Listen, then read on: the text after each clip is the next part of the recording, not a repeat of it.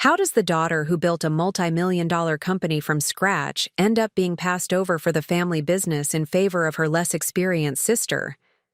How did I, Victoria Reynolds, the one who earned an MBA and tripled the revenue of our family's manufacturing company during summer internships, get completely overlooked when my parents decided who would take over their legacy? And how, after being told I was too ambitious for the modest family enterprise, did I manage to build a $200 million company that would leave them speechless at their own anniversary celebration? I'm Victoria Reynolds, 36 years old, living in Boston, Massachusetts, and this is my story. Before we jump back in, tell us where you're tuning in from, and if this story touches you, make sure you're subscribed, because tomorrow I've saved something extra special for you. The Reynolds family name had been synonymous with quality furniture manufacturing in New England for 3 generations. Reynolds Fine Furnishings wasn't just a business. It was our heritage, our identity, and what I believed would be my future. From the moment I could walk, I followed my father through the workshop, breathing in the scent of freshly cut oak and maple, listening to the rhythmic sounds of craftsmanship that had put our name on some of the finest homes across the Northeast. One day, all of this will be carried forward by someone who understands the value of tradition, my father, Richard Reynolds, would say as he guided my small hands over the grain of a newly finished table. This business isn't just about making furniture, it's about preserving a legacy. I took those words to heart. While other children dreamed of becoming astronauts or movie stars, I sketched furniture designs and studied business journals. By 16, I was working summers on the production floor, learning every aspect of the operation from the ground up. I wanted to understand not just the craftsmanship that made our products special, but the business mechanics that kept our company profitable in an era when mass-produced imports were flooding the market. My younger sister, Elizabeth, had different interests. 3 years my junior, she preferred art and literature to balance sheets and production schedules. Where I saw the family business as my calling, she saw it as our parents' world, something to be respected, but not necessarily embraced. During family dinners, when conversation inevitably turned to the business, I would engage enthusiastically while Elizabeth quietly focused on her meal or steered the topic toward her latest school project. Not everyone is built for business. Victoria, my mother would say whenever I expressed frustration at Elizabeth's lack of interest. Your sister has other gifts. I never disputed this. Elizabeth was creative, personable, and well-liked by everyone she met. She had an eye for color and design that I acknowledged was superior to my more practical approach. But I was the one spending every free moment learning the business, the one taking business courses in high school, the one whose college application essays focused on sustainable manufacturing and preserving American craftsmanship traditions. When I was accepted to Wharton for my undergraduate degree, my parents hosted a modest celebration dinner. "We're proud of you," my father said, "though I hope all that Ivy League business theory doesn't make you forget the practical knowledge that built Reynolds Fine Furnishings." "Never," I promised. "Everything I learn will be to make our company stronger." During college, I immersed myself in business strategy, supply chain management, and marketing, all with an eye toward the family business. While my classmates interned at Wall Street firms or Silicon Valley startups, I returned home each summer to implement what I'd learned at Reynolds Fine Furnishings. The summer after my sophomore year, I revamped our inventory management system, reducing waste by 22% and saving the company nearly $80,000 annually. After my junior year, I developed a digital marketing strategy that expanded our customer base beyond New England to wealthy enclaves in New York and Washington, D.C. By the time I graduated summa cum laude, I had helped increase the company's annual revenue from $2 million to $7 million through strategic improvements that maintained our commitment to quality while expanding our market reach. Throughout this time, Elizabeth had been pursuing a degree in art history at a small liberal arts college in Vermont. Her summers were spent in museum internships or traveling through Europe on cultural exchange programs. When she did spend time at the family business, it was usually in the showroom, rearranging displays or helping with customer selection. Important work, certainly, but far removed from the operational and strategic aspects I had mastered. Despite the clear trajectory of my education and experience, my parents never explicitly stated that I would take over the business. There was always an assumption, unspoken but pervasive, that the children would eventually step into leadership roles. The specifics remained frustratingly vague, even as I invested more of myself into preparing for what I believed was my future. After college, I faced a decision: join the family business immediately or pursue further education. Several prestigious consulting firms had made attractive offers, but my heart remained with Reynolds Fine Furnishings. Still, I worried that joining immediately might limit my perspective. "Dad, I'm thinking about getting my MBA before coming on full time," I told him one evening as we reviewed quarterly sales figures in his office. "2 more years of education, then I'll bring everything I've learned back to Reynolds."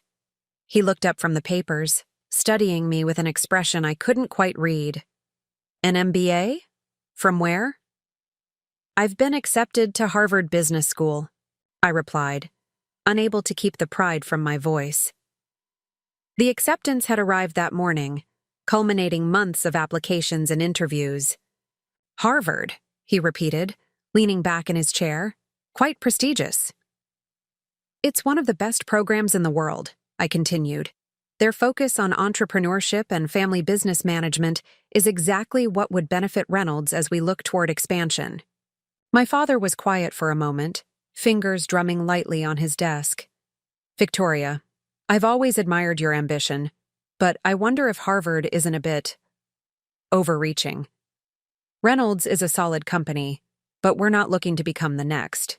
Kia, we've survived for 3 generations by knowing our place in the market and staying true to our values." The words stung more than I wanted to admit. "I'm not suggesting we compromise our values or craftsmanship," I countered. "But there's room for growth while maintaining quality. The strategies I've implemented have already proven that." Yes, and we appreciate your contributions," he said in a tone that somehow diminished those very contributions. "But there's more to this business than numbers and strategies. There's relationship building.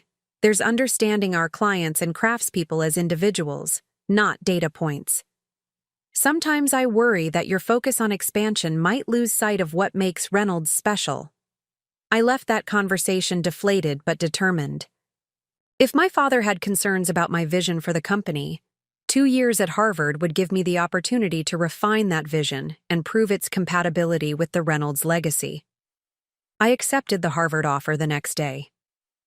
Business school was transformative. I excelled in courses on family business management, sustainable manufacturing, and luxury brand marketing. For my thesis project, I developed a comprehensive 5-year growth strategy for Reynolds Fine Furnishings, complete with market analyses, sustainability initiatives, and a transition plan for maintaining craftsmanship standards while increasing production capacity. My professor, a renowned expert in family business transitions, praised it as one of the most thorough and practical strategies he had seen from a student.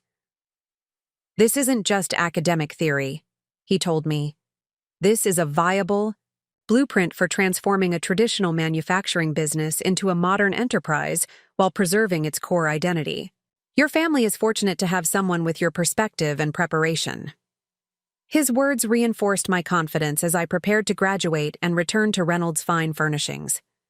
During my 2 years away, I had maintained regular involvement with the company, reviewing monthly financials, consulting on major decisions, and implementing a new customer relationship management system remotely. I hadn't taken a salary for this work, considering it an investment in the company's future, our future. A week before my graduation, I called my parents to confirm my start date. I had already drafted an announcement for our employees and key clients, introducing myself as the new Director of Strategic Development, the first step in what I envisioned as a 3-year transition to taking over as CEO from my father, who was approaching his 60th birthday. About that, my father said, an unfamiliar hesitation in his voice. Your mother and I have been talking, and we think it might be better if you explored opportunities elsewhere first. Elsewhere?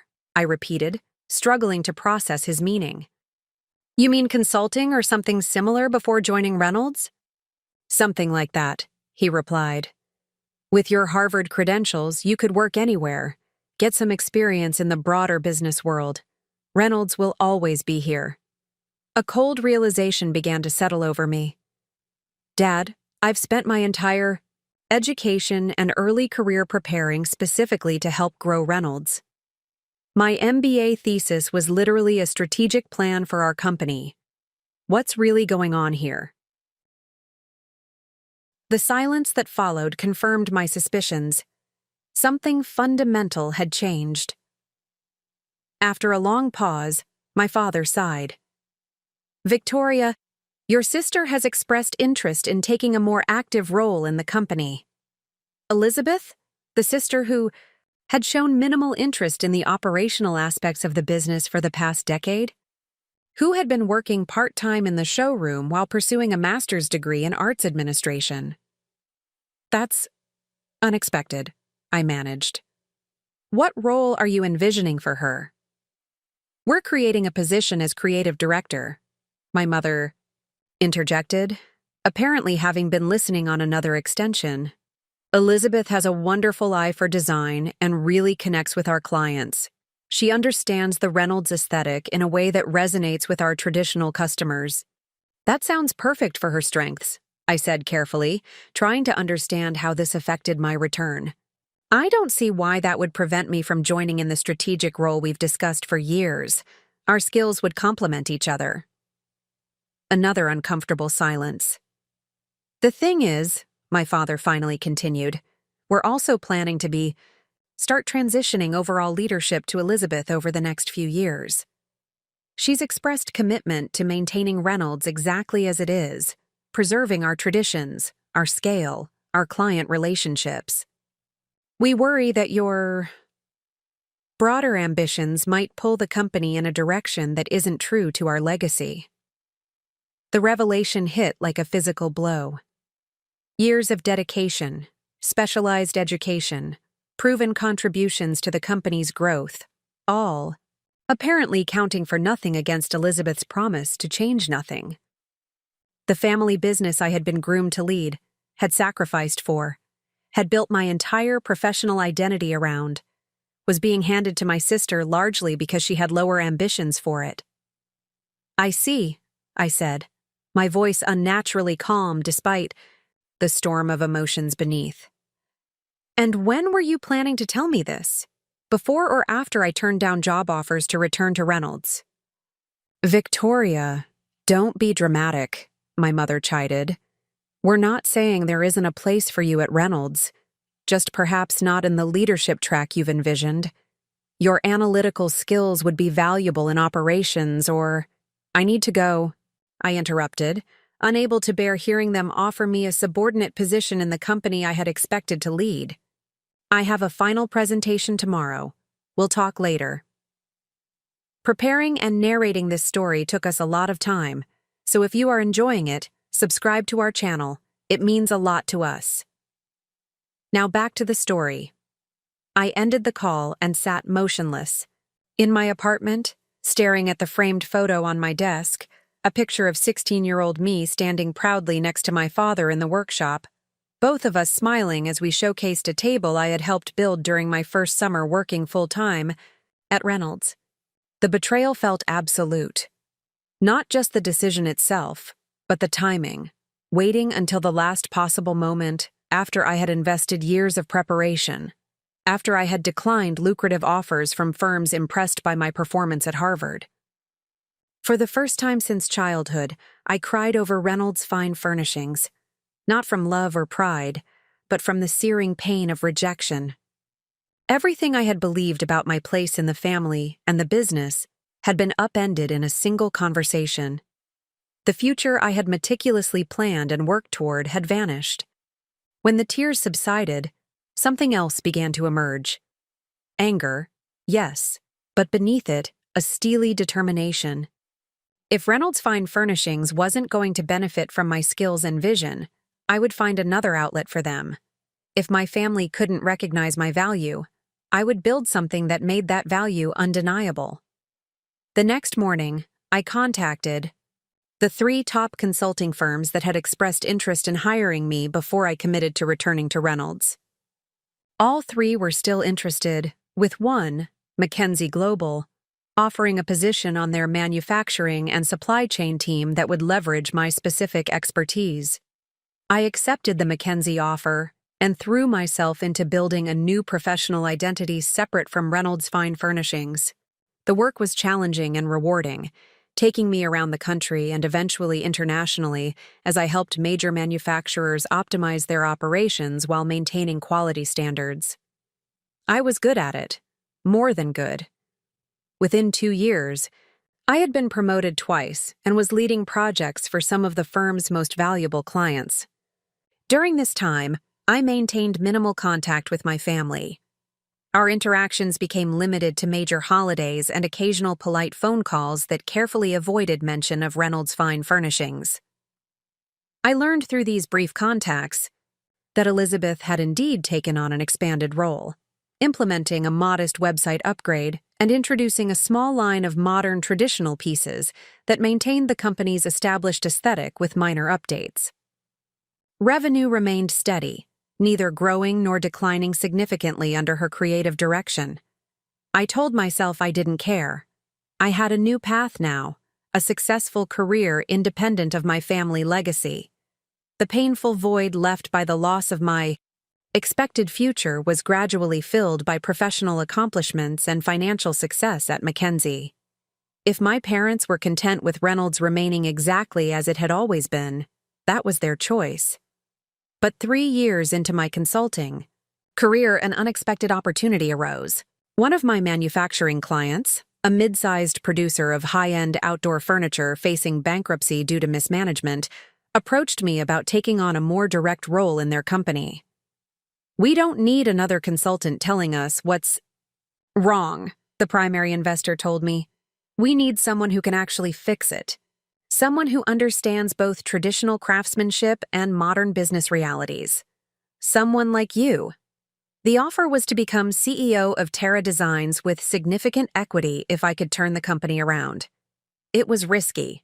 The company had been losing money for 6 consecutive quarters and was burdened with outdated production facilities and poor supplier relationships. But as I reviewed their product line and market position, I saw something that reminded me of Reynolds. Quality, craftsmanship with untapped potential. I accepted the position, taking a significant pay cut from my consulting salary in exchange for the equity stake and the chance to finally lead a company according to my vision. The first year was brutally difficult. I restructured debt, renegotiated supplier contracts, streamlined production processes, and made the painful decision to reduce the workforce by 15% to ensure survival. I worked 18-hour days, often sleeping on the office couch rather than returning to my apartment. Slowly, Terra Designs began to stabilize. By implementing many of the strategies I had originally developed for Reynolds in my MBA thesis, I transformed a failing traditional furniture maker into a nimble, responsive company that honored craftsmanship while embracing innovation. We introduced 3D customization technology that allowed clients to visualize bespoke pieces before production. We developed sustainable sourcing practices that appealed to environmentally conscious consumers. We created an apprenticeship program that brought young talent into traditional woodworking while incorporating modern design sensibilities. By the end of my second year as CEO, Terra Designs had returned to profitability. By the third year, we were expanding, acquiring a small but well-respected manufacturer of complementary indoor furniture and opening showrooms in major metropolitan areas. By the fifth year, we had grown from a $7 million struggling company to a $42 million enterprise with international distribution and features in architectural and design magazines worldwide. Throughout this period of intense focus on rebuilding and growing Terra Designs, my relationship with my family remained distant but cordial. I attended Christmas gatherings and sent appropriate gifts for birthdays and anniversaries. I deflected questions about my work with vague references to the furniture industry, without specifying my leadership role or the company's remarkable growth. My parents, perhaps sensing my reluctance to discuss professional matters, rarely pressed for details, instead filling our limited conversations with updates about Elizabeth's modest initiatives at Reynolds and my cousin's activities. In private moments, I sometimes wondered if they knew, if they had any idea that I was now running a company that dwarfed Reynolds Fine Furnishings in both size and influence. Part of me wanted them to know, to recognize what they had dismissed. But another part, the part still wounded by their rejection, preferred the silent achievement of building something remarkable without their acknowledgement or approval. That balance of distance and civil interaction might have continued indefinitely, if not for the invitation that arrived in my mail 7 years after I had left Reynolds behind. Embossed on heavy cream stationery was an invitation to my parents' 40th wedding anniversary celebration, a formal dinner at the historic Hawthorne Hotel in Salem, Massachusetts, where they had held their wedding reception 4 decades earlier. I considered declining. My life in Boston was now completely separate from the family dynamics in Salem. Terra Designs was entering a crucial phase as we prepared for international expansion. I had legitimate reasons to send regrets along with an appropriately generous gift. But something, curiosity perhaps, or some unresolved need for closure, made me check attending on the response card. As I dropped it in the mail, I felt a strange sense of anticipation. For 7 years, I had built my success in parallel to my family's awareness, creating a life that existed entirely outside their knowledge or influence. The anniversary celebration would mark the first time I would return to their world as the person I had become, rather than the disappointed daughter I had been when I left. What I didn't anticipate was how this simple social obligation would evolve into something far more significant. A moment of revelation that would finally bring my parallel journey into full view, not just for my family, but for everyone who had ever underestimated Victoria Reynolds. The 7 years following my parents' decision to hand Reynolds Fine Furnishings to my sister Elizabeth were transformative in ways I could never have imagined when I walked away from my family legacy. What began as a painful detour became the most significant journey of my life, building Terra Designs from a struggling manufacturer into what industry insiders now called the future of American craftsmanship. My transition from successful consultant to CEO of a troubled company had raised eyebrows among my colleagues at McKinsey Global. "You're leaving to run a failing furniture manufacturer?" my mentor had asked incredulously. "Victoria, you could be made partner here in 5 years. Why risk your career on a sinking ship?" I couldn't fully articulate my reasons then. Something about Terra Designs had resonated with me beyond the rational analysis. Perhaps it was the skilled craftspeople facing unemployment if the company failed. Perhaps it was the half-finished pieces in the workshop that reminded me of childhood days at Reynolds. Or perhaps it was the opportunity to prove that my vision for a traditional furniture maker in the modern marketplace wasn't just MBA theory, but practical, profitable reality. Sometimes the greatest opportunities are disguised as impossible challenges, I told my mentor. If I succeed, I'll have built something meaningful. If I fail, I'll have learned lessons no consultancy project could teach me. The first months at Terra Designs tested that philosophy severely. The company was in worse shape than the initial assessment had indicated. Suppliers were threatening to cut off materials due to late payments.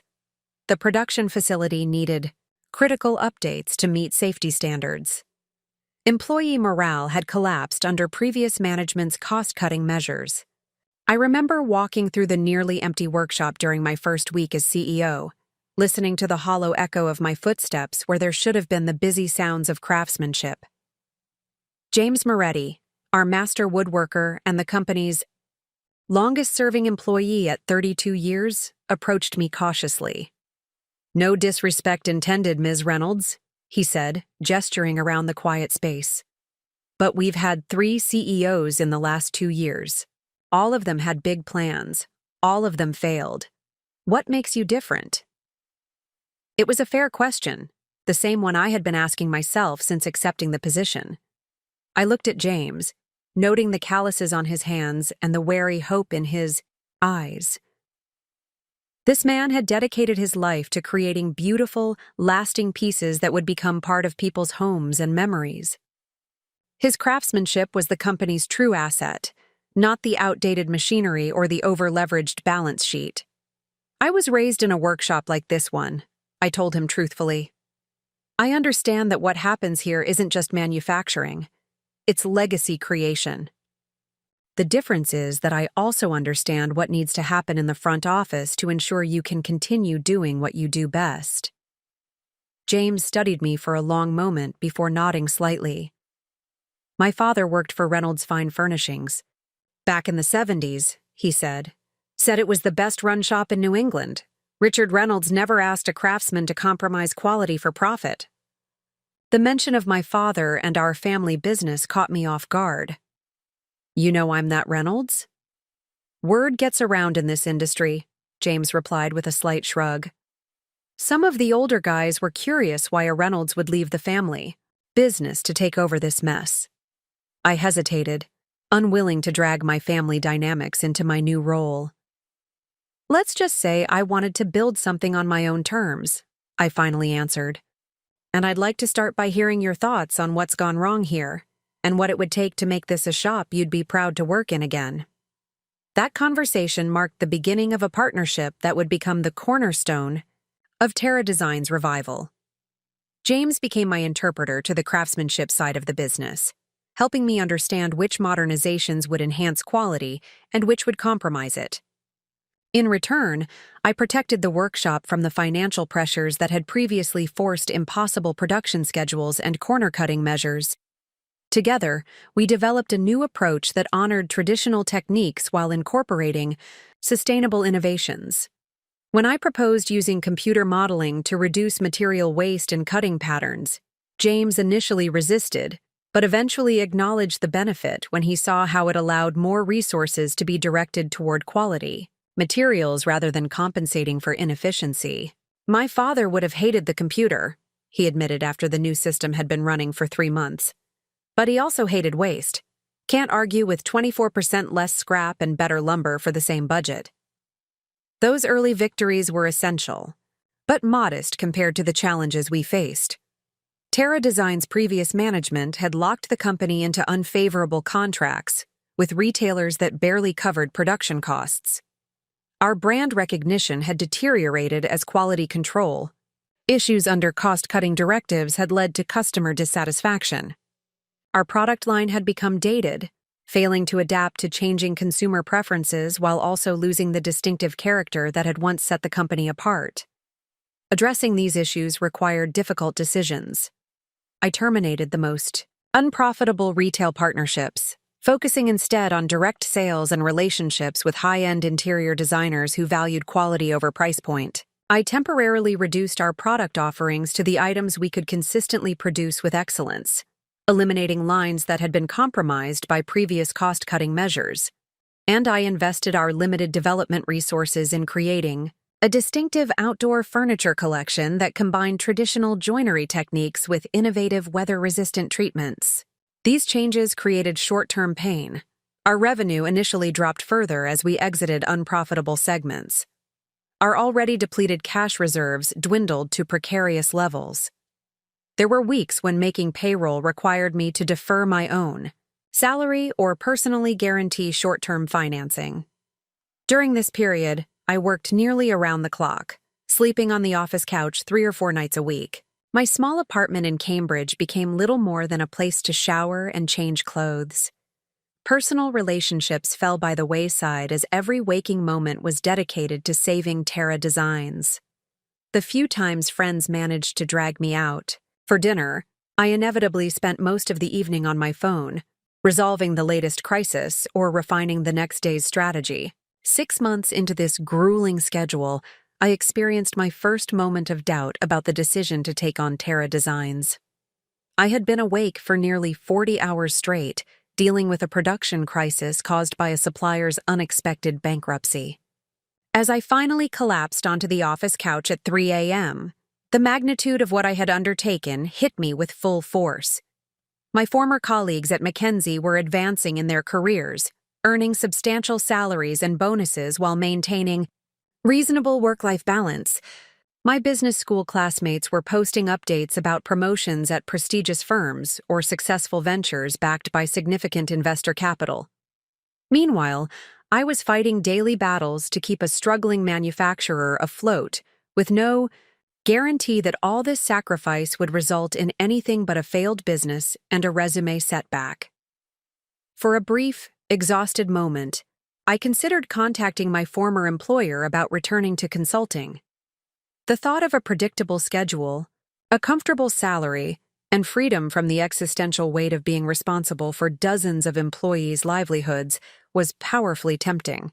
But as dawn broke across the workshop floor visible from my office window, I watched James arrive, the first one in as always, and begin meticulously preparing for the day's work. There was something in his methodical movements, in his quiet dedication to craft, that rekindled my determination.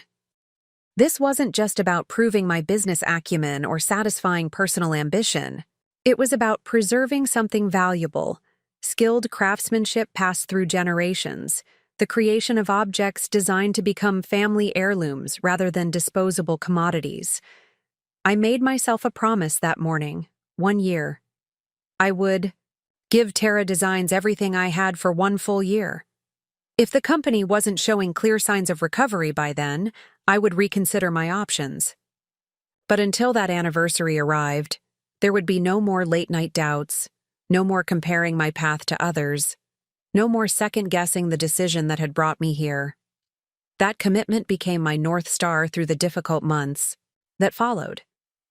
When our largest remaining retailer demanded price concessions we couldn't afford to give, I held firm, even though losing their business would create a significant revenue gap.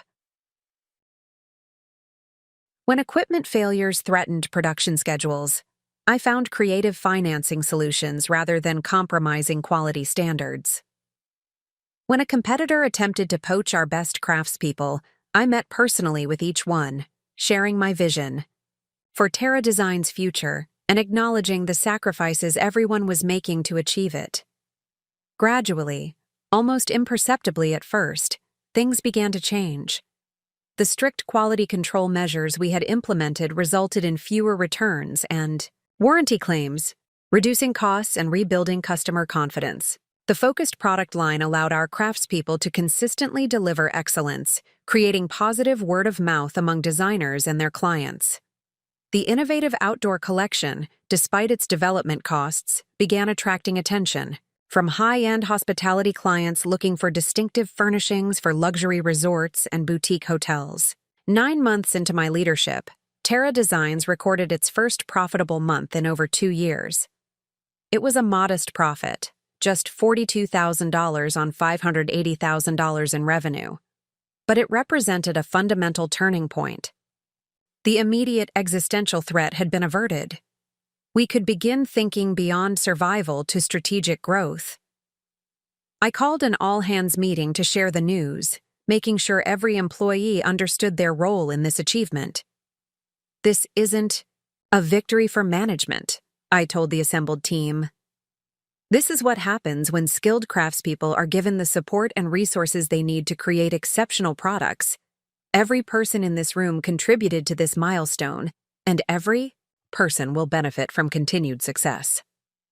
To demonstrate this commitment, I announced a profit-sharing program that would distribute 15% of quarterly profits among employees, with allocations based on a combination of tenure and performance metrics. The program was structured to reward both individual excellence and collaborative success, reinforcing the connection between personal contribution and company outcomes. This approach was radically different from the previous management's top-down directives and secrecy around financial performance. Some of my investors questioned the wisdom of sharing financial upside with employees before the company had fully stabilized. "You're giving away equity value," one board member argued during a particularly tense meeting. "I'm aligning incentives," I countered. "The craftsmanship that differentiates our products comes from people who have options in this industry. If Terra Designs succeeds, they should succeed proportionately. That's not giving away value, it's ensuring we can continue to create it." The profit-sharing program became a powerful retention and recruitment tool as our recovery gained momentum. Experienced craftspeople who had left during previous management's tenure began inquiring about returning. Young woodworkers looking to learn traditional techniques while still earning a living wage sought apprenticeships. Even our suppliers took note of the changing culture, with some offering more favorable terms as they recognized Terra Design's renewed commitment to quality and financial stability. By the end of my first year as CEO, we had achieved 4 consecutive profitable months and increased revenue by 22% compared to the previous year. The company wasn't yet thriving, but it had definitively moved from the intensive care unit to the recovery room. I had kept my promise to myself, and the clear signs of improvement eliminated any thought of abandoning the path I had chosen. The second year brought new challenges and opportunities. With basic stability established, we could turn attention to strategic growth rather than mere survival. I developed a 3-year plan focused on controlled expansion, adding complementary product lines, exploring direct-to-consumer e-commerce alongside our designer relationships, and investing in sustainable production technologies that would reduce environmental impact while improving efficiency. This phase required capital beyond what our improving but still limited cash flow could support. I approached my original investors with detailed projections and a request for additional funding to execute the growth strategy. Most were cautiously supportive, impressed by the turnaround to date but wary of overexpansion. One, however, questioned whether I was the right person to lead the next phase. "You've done an admirable job saving the company, Victoria," he said during a private meeting after the board presentation. "That required operational discipline and cost control, skills you clearly possess. But scaling a luxury brand is different. It requires market savvy, design vision, high-level networking. Maybe we should consider bringing in someone with luxury brand experience as CEO and moving you to COO, where your operational skills would still be valuable." The suggestion was disturbingly familiar, another version of, "You're good at execution, but not leadership." Another attempt to confine me to the background while someone else became the face of what I had built. Another failure to recognize that my vision, not just my implementation skills, had transformed the company. "I appreciate your perspective," I replied, maintaining professional composure despite the internal flash of indignation. "But Terra Design's recovery isn't just about cost-cutting. Our new product development, repositioned brand identity, and strategic client relationships all stemmed from direction I established. More importantly, the company culture that's driving our renaissance depends on consistent leadership. Bringing in someone new at this stage would undermine the trust we've built with our team." The investor wasn't easily persuaded. "My concern isn't theoretical, Victoria. We're talking about millions in new investment. The luxury furniture market is relationship-driven at the highest levels. Do you really have the connections to penetrate the ultra-high-net-worth designer community? The social capital to get our pieces featured in Architectural Digest or specified for Four Seasons projects?" His question hit a nerve. Not because it was entirely unfair, but because it reflected a persistent stereotype about who belonged in luxury leadership roles.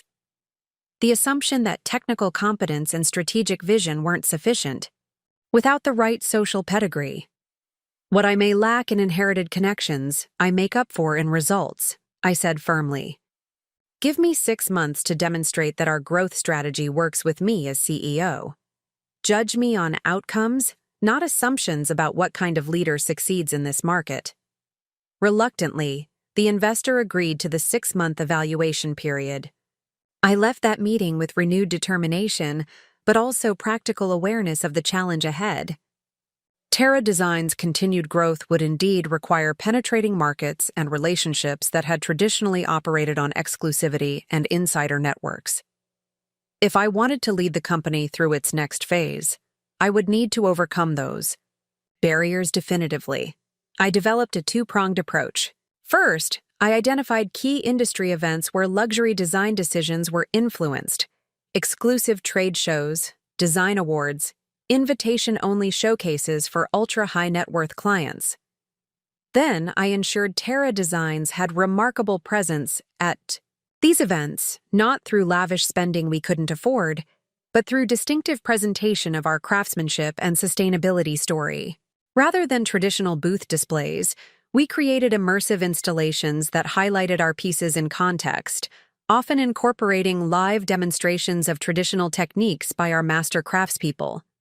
While competitors focused on celebrity, endorsements, or elaborate parties, we invited attendees to experience the tactile quality of our work directly, to feel the precision of our joinery, to witness the multiple hand-finishing steps that created our signature patina, to understand the sustainable forestry practices that distinguished our material sourcing. This approach resonated particularly with a new generation of wealthy clients who valued authenticity and sustainability alongside luxury. Design influencers appreciated the substantive story behind our aesthetic. Industry publications began, featuring Terra Designs not just for our products, but for our transparent production practices and craftsperson-centered business model. Simultaneously, I implemented the second element of my strategy: cultivating relationships with designers and architects who shared our values and could specify our products for high-profile projects. Rather than attempting to network broadly at industry social events, I focused on identifying professionals whose work demonstrated commitment to craftsmanship and sustainability, then building genuine connections based on shared design philosophy. This targeted approach led to several breakthrough opportunities. A prominent eco-conscious architect specified Terra Designs furniture for a tech billionaire's carbon-neutral vacation compound, generating substantial revenue and invaluable exposure. A design firm specializing in boutique hotels selected our outdoor collection for a new property in Napa Valley, leading to installations at their projects in 3 additional locations. A sustainability-focused interior designer with celebrity clients began regularly incorporating our pieces in high-profile residential projects, providing visibility in aspirational settings. By the end of the 6-month evaluation period, Terra Designs had secured contracts that increased our projected annual revenue by 47% and established relationships that promised sustainable growth for years to come. The skeptical investor not only withdrew his suggestion about replacing me, but increased his stake in the company during our next funding round. This period marked a crucial inflection point for both Terra Designs and my personal journey. The company was no longer fighting for survival or cautiously rebuilding. It was actively growing into an influential presence in the high-end furniture market, and I was no longer proving my basic competence as a CEO. I was demonstrating distinctive leadership that combined operational excellence with market insight and strategic vision. The 3 years that followed brought accelerated growth, as we expanded both our product offerings and our market reach. We acquired a small but respected manufacturer of indoor furniture whose traditional techniques complemented our existing expertise while diversifying our revenue streams. We opened flagship showrooms in New York, Los Angeles, and Chicago, creating immersive environments where clients could experience our craftsmanship firsthand. We launched a limited edition collaboration program that paired our master craftspeople with renowned designers to create museum-quality pieces that elevated our brand position. By our 5th year, Terra Designs had transformed from a $7 million struggling company to a $112 million enterprise with international distribution and features in architectural and design magazines worldwide. Our waiting list for custom commissions extended 6 months. Our pieces appeared in the homes of technology entrepreneurs, financial leaders, and cultural influencers who appreciated both the aesthetic quality and ethical production of our furniture. Throughout this remarkable growth trajectory, I maintained minimal contact with my family. Our interactions remained limited to major holidays and occasional polite phone calls that carefully avoided meaningful discussion of our respective businesses.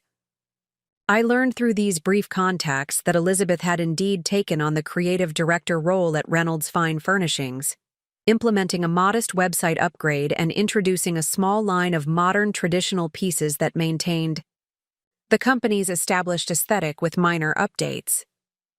From what I could gather through industry contacts and the occasional glimpse of their exhibition booth at regional trade shows, Reynolds remained exactly what my parents had wanted: a stable, modestly profitable company that preserved traditional techniques while making cautious adaptations to changing market conditions. Their annual revenue had grown from approximately $7 million when I left to around $2 million. A respectable 32% increase over 7 years, but nothing compared to Terra Design's explosive growth during the same period. I told myself this. Contrast didn't matter to me. I had built something successful on my own terms, without family connections or inherited advantage. The validation of Terra Design's success came from the market, from industry recognition, from the loyalty of our craftspeople and clients. I didn't need acknowledgement from the parents who had dismissed my potential or the sister who had accepted, a position I had spent years preparing to fill. Yet in quiet moments, I sometimes found myself imagining my father's reaction if he saw our state-of-the-art production facility, or my mother's expression if she read the glowing profile of Terra Designs in Forbes, or Elizabeth's thoughts if she compared her modest product innovations to our groundbreaking designs.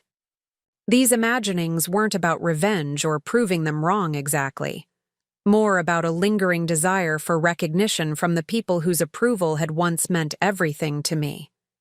I might have continued indefinitely in this state of professional ascendance and personal disconnect if not for 2 developments that occurred in rapid succession during our 7th year.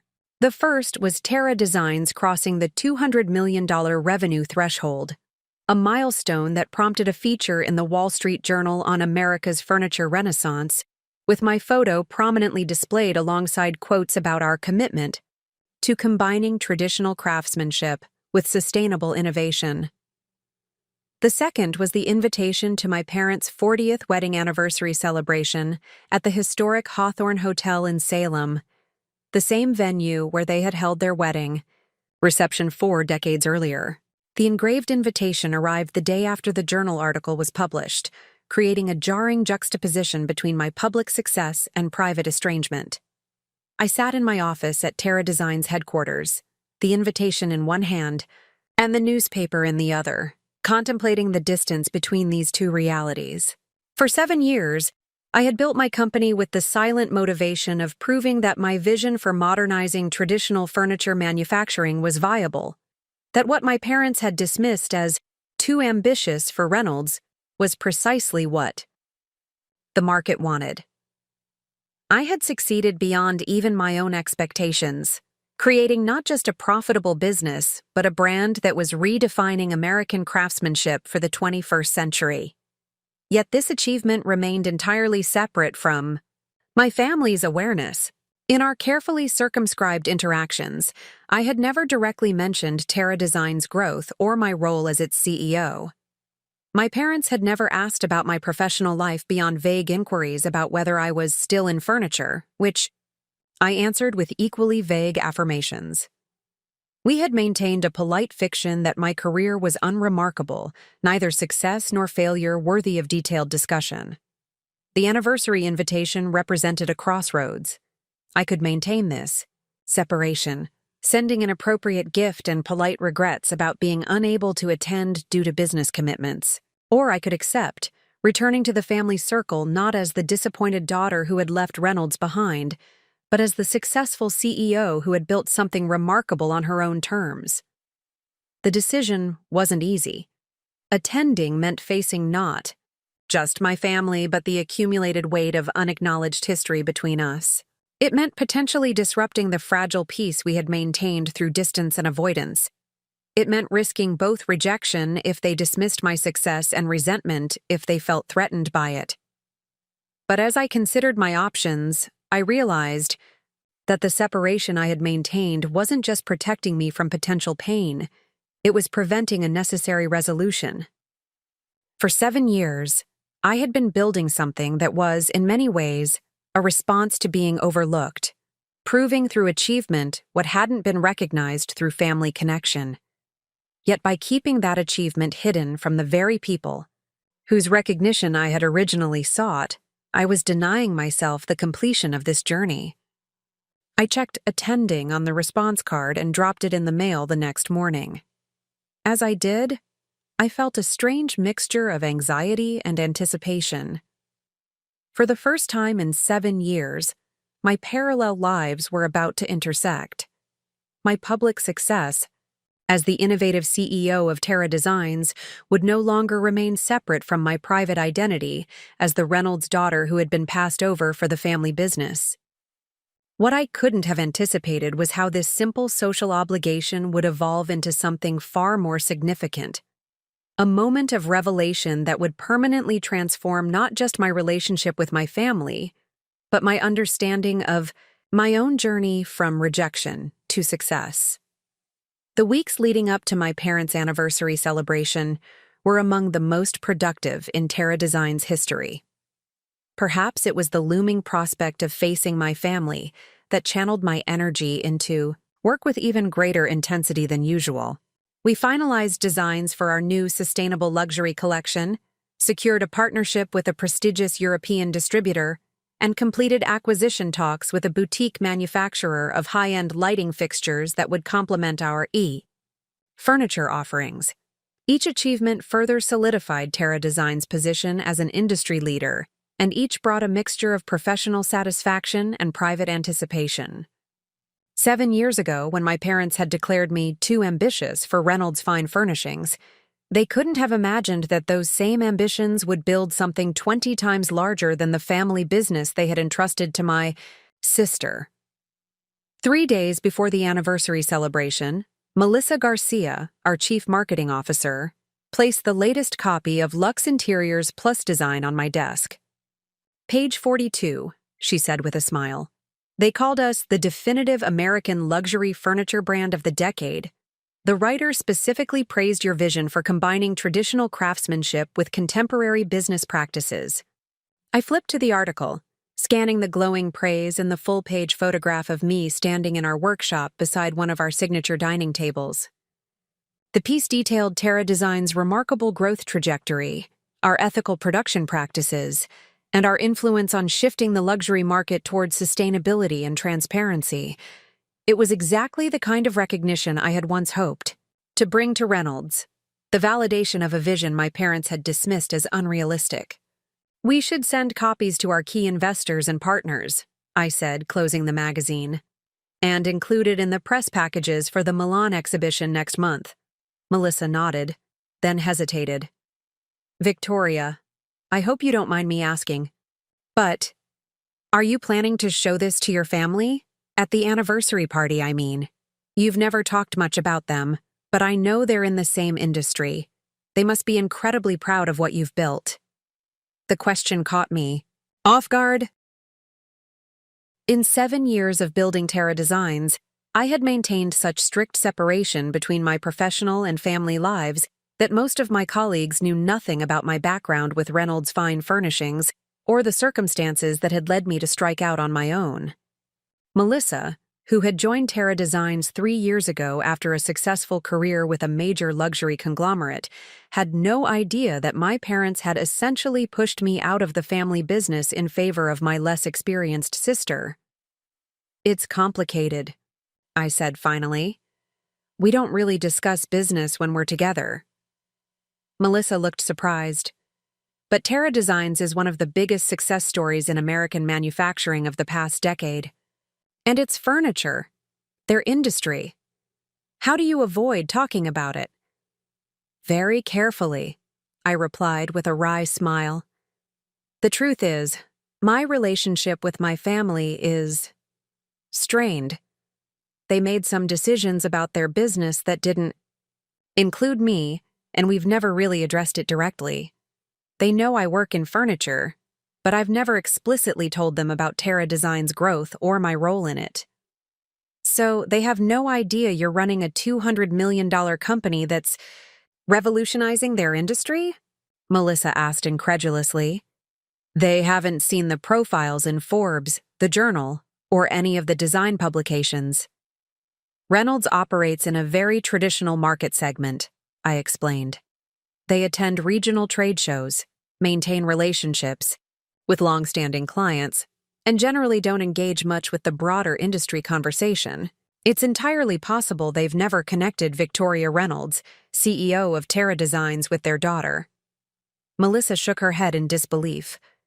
Well, if you decide to finally tell them, I'd pay good money to see their faces when they realize what you've built while they weren't paying attention. Her comment lingered with me as I prepared for the anniversary celebration.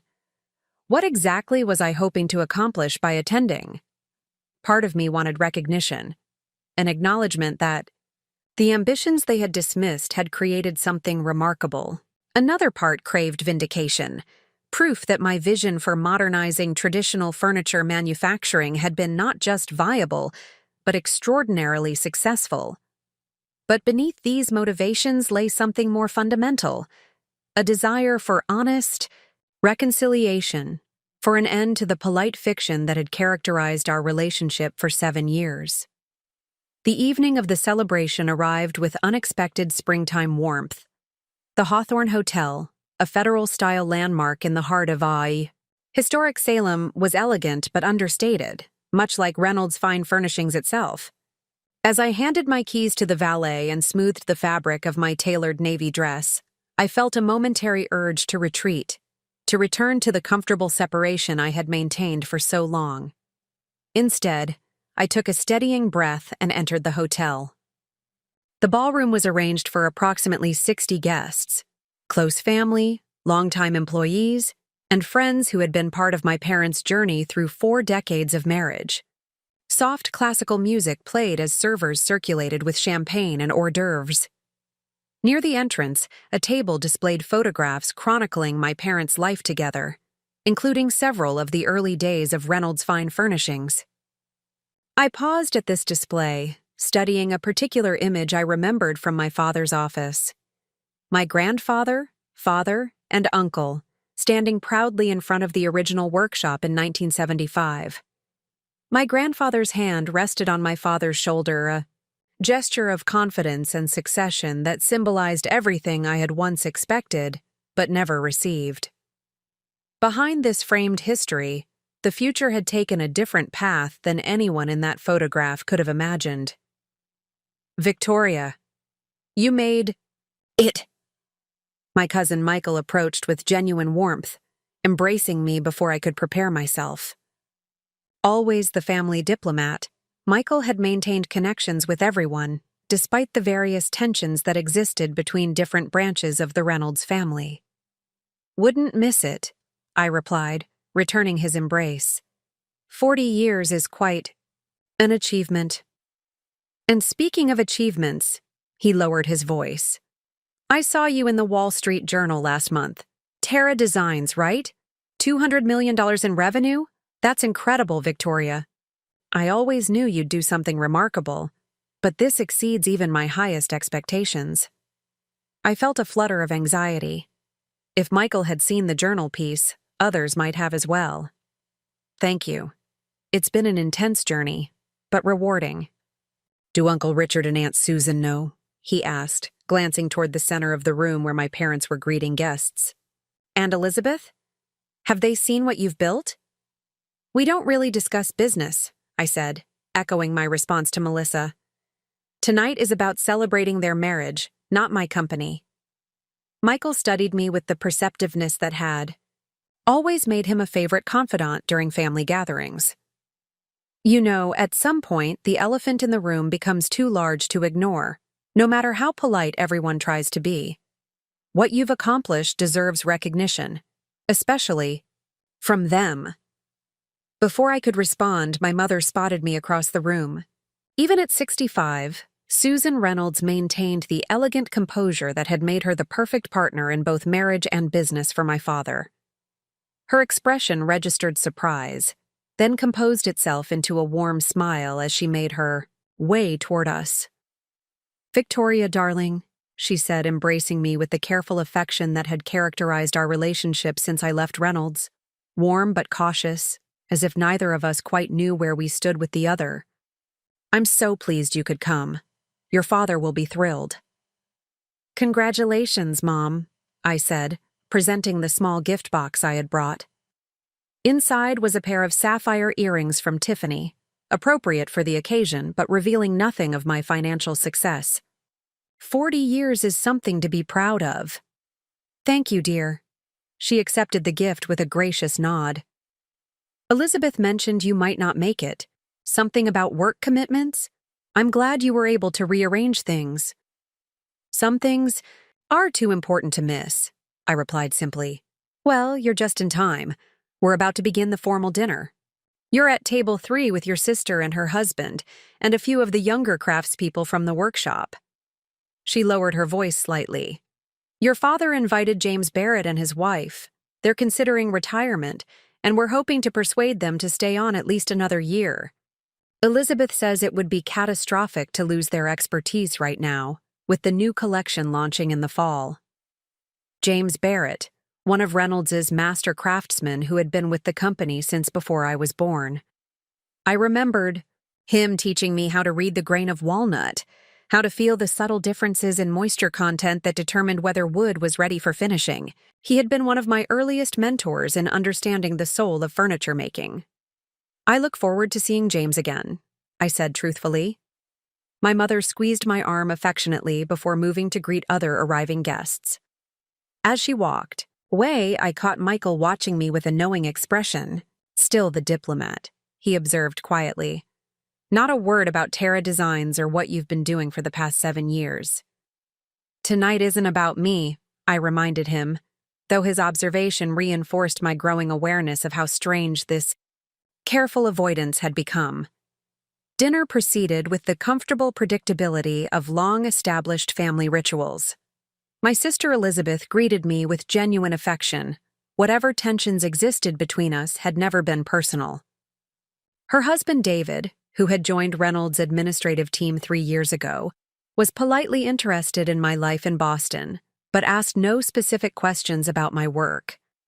James Barrett and his wife remembered me warmly, inquiring about my general well-being but similarly avoiding professional topics. The structured nature of the formal dinner, with assigned seating and programmed toasts, made it easy to maintain this careful dance of meaningful avoidance. We spoke about cousins' children, recent vacations, mutual acquaintances, and memories of family gatherings past. Business, either Reynolds or Terra Designs, remained conspicuously absent from the conversation. It wasn't until the dessert course that the carefully maintained boundaries began to shift. My father approached our table, champagne in hand, the slight flush in his cheeks suggesting he had already enjoyed several glasses during the evening. "Victoria," he said, placing his free hand on my shoulder. "I was beginning to think you might not make it. Always so busy with your consulting. Work in Boston." "I wouldn't miss celebrating with you and Mom," I replied, noting his assumption that I was still in consulting. "Congratulations, Dad. 40 years of marriage and nearly 50 years of Reynolds Fine Furnishings, both impressive legacies." "Legacy," he repeated, seeming to savor the word. "That's what it's all about, isn't it? Building something that lasts, something that carries forward the values and traditions that matter." He gestured toward Elizabeth. "Your sister understands that. Reynolds has grown steadily under her leadership. Not flashy expansion, but solid, sustainable growth that preserves what makes us special." I felt the familiar sting of his implicit criticism, the suggestion that my ambitions had been at odds with preserving Reynolds' legacy rather than enhancing it. 7 years ago, I might have remained silent, swallowing the hurt as I had so many times before. But I was no longer the disappointed daughter who had walked away from the family business. I was the CEO of Terra Designs, a company that had transformed an industry while honoring the very craftsmanship traditions my father claimed to value so highly. Different paths can preserve the same values, Dad, I said carefully. Growth and tradition aren't mutually exclusive with the right leadership. He waved a dismissive hand. Easy to say, but harder to achieve. Elizabeth has managed to increase our revenue by nearly 40% while maintaining every quality standard I established. That's the kind of balanced approach Reynolds needs, ambitious enough for healthy growth but respectful of our limitations. 40% over 7 years. We had achieved that in a single quarter during Terra Design's expansion phase. But before I could decide how or whether to respond, James Barrett unexpectedly joined the conversation. "Richard, I've been meaning to ask you about something curious," he said, setting down his coffee cup. "My nephew works for Waldorf Resorts. You know, the luxury hotel group. He mentioned they've been furnishing their new properties with pieces from a company called Terra Designs. Said they're doing extraordinary work combining traditional craftsmanship with innovative design. Reminded me of what Reynolds might have become if we'd expanded our vision a bit." My father's expression shifted to mild interest. "Never heard of them. Probably one of those venture-backed operations that cuts corners on quality to achieve scale. We've seen dozens come and go over the years." The irony was almost painful. My father was dismissing Terra Designs with the same assumptions he had once applied to my ambitions for Reynolds, assumptions that had proven devastatingly wrong. James glanced at me with an expression I couldn't quite interpret before continuing. "Actually, I looked them up after Thomas mentioned them. Their manufacturing standards are impeccable, traditional joinery, hand finishing, sustainable materials. But they've combined those traditional values with modern business practices. They're doing about $200 million in annual revenue now, with pieces in museums and high-profile architectural projects worldwide." My father frowned slightly. $200 million in fine furniture manufacturing? That's not possible without compromising craftsmanship or outsourcing to Asia. "They manufacture entirely in Massachusetts and Vermont," James replied. "I was so impressed I sent them my resume last month. At my age, I never expected to consider leaving Reynolds. But what they're doing, it's the future of American craftsmanship. Richard, the kind of vision that comes along once in a generation." The conversation had taken a turn I hadn't anticipated. James had no idea of my connection to Terra Designs. He was simply sharing his genuine admiration for the company I had built. The cosmic irony of one of Reynolds's master craftsmen applying to work for my company without realizing the connection was almost too perfect. Elizabeth was watching me now, a dawning recognition in her eyes. Perhaps she had made the connection that my father had missed, or perhaps she simply registered my unusual silence on a topic where I would typically have strong opinions. "This Terra Designs," she said carefully. "Do you know who runs it, James?" "A woman CEO," he replied. "Younger than most in the industry, but with an incredible understanding of both traditional craftsmanship and modern business. Harvard MBA. I believe the trade journals call her a transformational leader." My father shook his head dismissively. "Probably more focused on the business than the craft. That's the problem with the new generation of furniture executives. All spreadsheets and market expansion, no sawdust in their veins. 7 years of maintained distance, of carefully avoided confrontation, of parallel lives that never intersected, all of it crystallized in that moment of casual dismissal. My father was repeating the same judgment that had pushed me out of Reynolds, now applying it to the company I had built into something he couldn't even comprehend. The careful diplomatic silence I had maintained for so long suddenly felt not like maturity, but like complicity in my own erasure. "Actually, Dad," I said, my voice steady despite the rapid beating of my heart, "Terra Design's CEO started her career on the production floor of a traditional furniture workshop. She can read the grain of walnut, hand-cut dovetail joints, and apply a French polish finish. She also happens to understand that honoring craftsmanship traditions means ensuring they remain economically viable in a changing market. My father looked at me with mild surprise, clearly not expecting me to have specific knowledge about an unfamiliar company. "You know this Terra Designs outfit?" "You could say that," I replied, meeting his gaze directly. "I founded it. I'm the CEO James was describing." The silence that followed was absolute. Even the ambient conversation from nearby tables seemed to fade as my words registered with everyone at our table. My father stared at me, confusion giving way to disbelief, then to a shocked recognition as pieces began falling into place. "You? What?" he finally managed. "Terra Designs," I repeated calmly. "The company doing $200 million in annual revenue, combining traditional craftsmanship with innovative business practices. I founded it 7 years ago, after you and Mom decided I was too ambitious for Reynolds and gave the leadership track to Elizabeth instead." James Barrett looked between us, sudden understanding dawning in his expression. "Your Terra Designs Victoria Reynolds?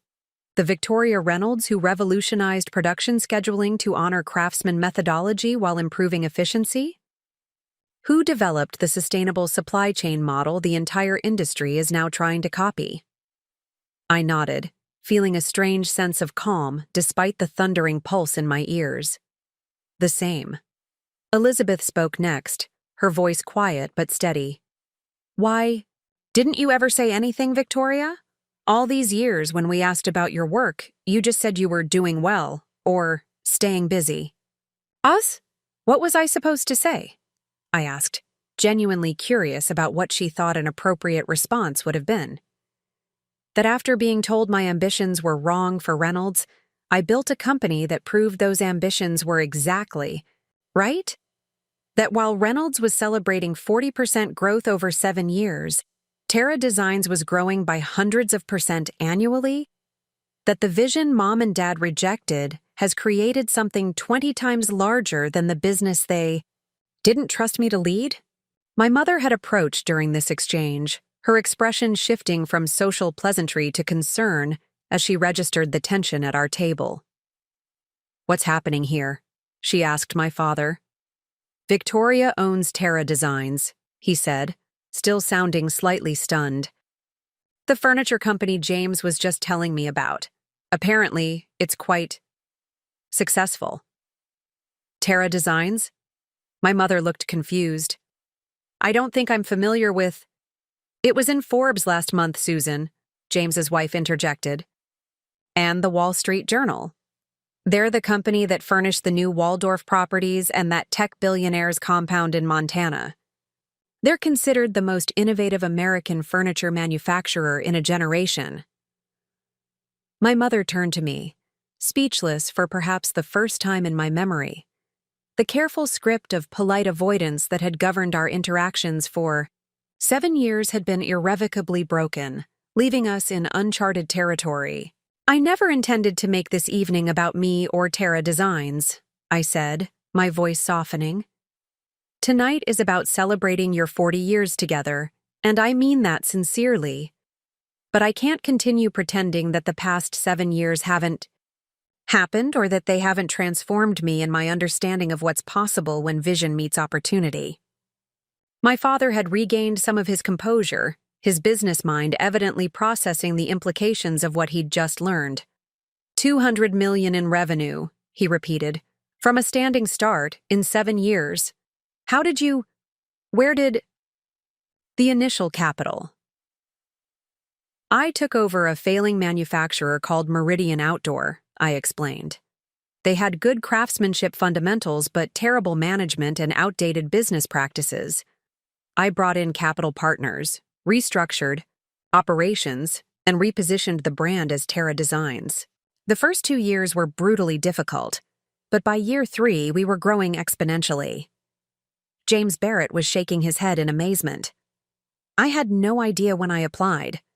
I mean, I knew your background was in furniture, but I never connected." That you were Richard's daughter. The industry publications never mentioned the Reynolds connection. Because there isn't one, officially, I said. Terra Designs was built entirely separate from Reynolds Fine Furnishings, with different capital partners, different suppliers, different market positioning. The only connection is me, the perspectives and values I developed growing up in Reynolds' workshop, combined with the business education and vision my parents felt were wrong for the family business. The conversation might have continued in this vein, technical, focused on business details rather than the emotional undercurrents, if not for Elizabeth. My sister, who had been quietly absorbing this revelation, suddenly stood and embraced me with unexpected intensity. "I'm so proud of you," she whispered, loud enough only for me to hear. "And I'm sorry. I never understood what accepting the role they offered me meant for you. I never questioned why they chose me when you had prepared your entire life for it." Her sincere words breached the last of my emotional defenses. The careful professional composure I had maintained throughout the revelation cracked, allowing genuine emotion to surface for the first time in this extraordinary evening. "It wasn't your fault," I replied quietly. "You didn't ask for them to choose you over me." Elizabeth stepped back, keeping her hands on my shoulders as she addressed our parents. "Did either of you know what Victoria has accomplished? Have you been following her success all this time without ever acknowledging it?" My father shook his head slowly. "We knew Victoria was working in furniture manufacturing, but she never mentioned." His voice trailed off as he seemingly realized how passive this sounded, how it placed the responsibility for communication entirely on me, rather than acknowledging their lack of interest in my professional journey. "I never asked," he admitted finally, meeting my gaze directly for what felt like the first time in years. "I assumed when you left consulting, you had taken a mid-level position somewhere. I never imagined. 200 million? Museums and architectural? Collections. Victoria, that's extraordinary by any standard." "It is extraordinary," my mother agreed, finding her voice at last. "And we've missed it entirely. All these years of careful conversations about everything except what matters most to you. Why, Victoria? Why keep this remarkable achievement from us?" It was the question I had been asking myself since deciding to attend the anniversary celebration. Why had I maintained this separation? Why had I never bridged the gap between my professional success and my family's awareness of it? At first, it was self-protection, I answered honestly. When I took over Meridian, there was a very real possibility of failure. After being told I was wrong for Reynolds, I couldn't bear the thought of proving you right by failing in my first independent venture. Later, when Terra Designs began succeeding, I was so focused on the work itself that maintaining the separation seemed easier than addressing the painful history between us. I paused, searching for words to express the deeper truth.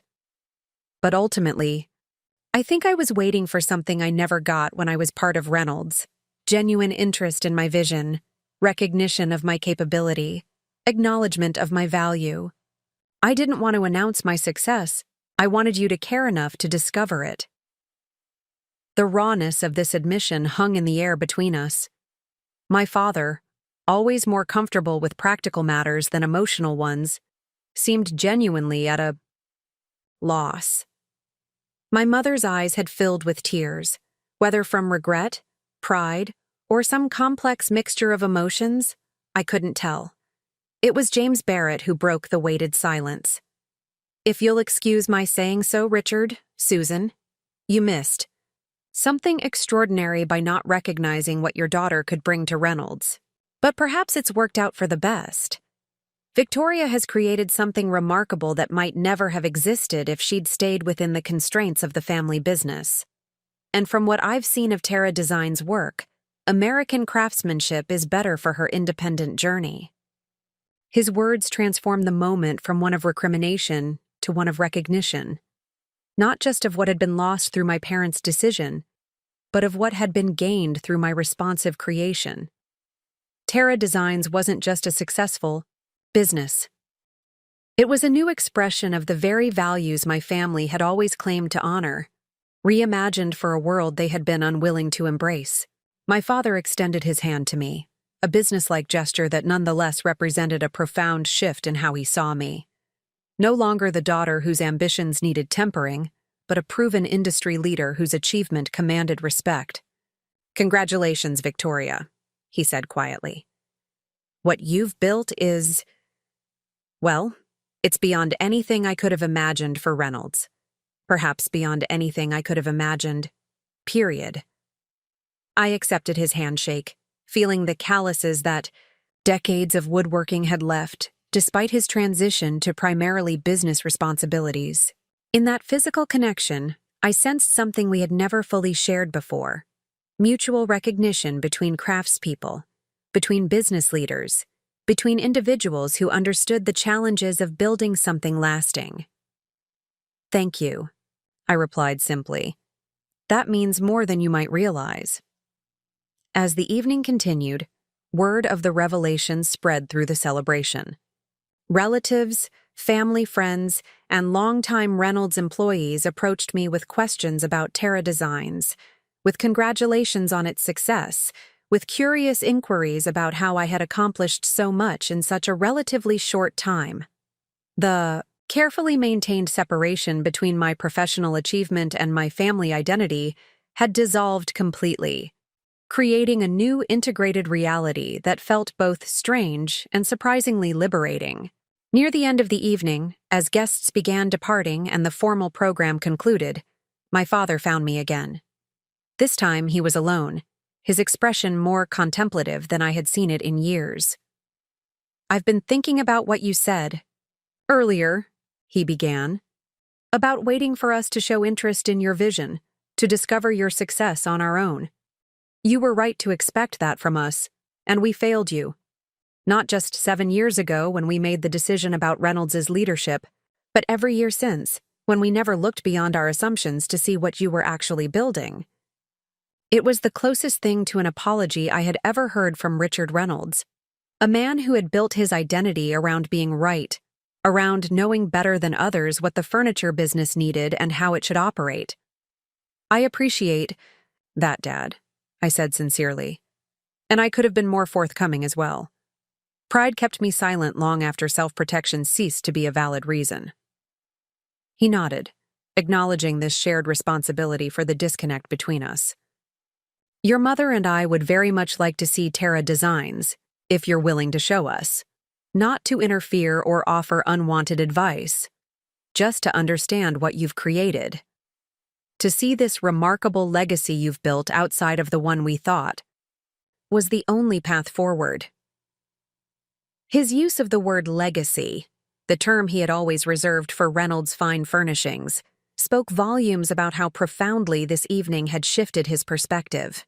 He was acknowledging not just Terra Designs' commercial success, but its legitimate place in the tradition of craftsmanship that had defined his own life's work. "I'd like that," I replied, surprised by how much I meant it. "There are people at Terra Designs you should meet. Master craftspeople who are passing traditional techniques to a new generation. Engineers who have found ways to honor handcraft, while eliminating unnecessary waste. Designers who are creating pieces that will still be treasured a century from now." For the first time in our complex history, I saw my father look at me with something I had always craved, but never fully received: genuine admiration. Not the conditional approval of a parent tolerating a child's choices, but the respect of one builder for another who had created something extraordinary. "I look forward to it," he said simply. As I drove back to Boston that night, the skyline, gradually emerging from the darkness as I approached the city, I reflected on the evening's unexpected revelations. I had attended my parents' anniversary celebration, uncertain what I hoped to achieve by bridging the gap between my family identity and my professional success. What had emerged wasn't the vindication I might have imagined in darker moments, nor the guilt-inducing recognition I might have hoped for in more vulnerable ones. Instead, something more valuable had occurred. The beginning of a new relationship based on mutual respect rather than inherited expectation. My parents had finally seen me not as the daughter whose ambitions needed tempering, but as a visionary who had transformed an industry. And I had begun to see them not as the arbiters of my professional worth, but as fellow travelers on the journey of building something meaningful. Terra Design's success had never been about proving my parents wrong. It had been about proving myself right, about creating tangible evidence that traditional craftsmanship and innovative business practices could coexist brilliantly. In revealing this achievement to my family, I had completed a circle that began with rejection, but ended with recognition, not just of what I had built, but of who I had become in the building. The daughter they had overlooked had become the industry leader they now admired. The vision they had dismissed as too ambitious had created a legacy that dwarfed what they had sought to protect. The future they couldn't imagine had become a present reality more successful than anyone could have predicted. But beyond these satisfying symmetries lay something more profound: the liberation of finally integrating my fragmented identities.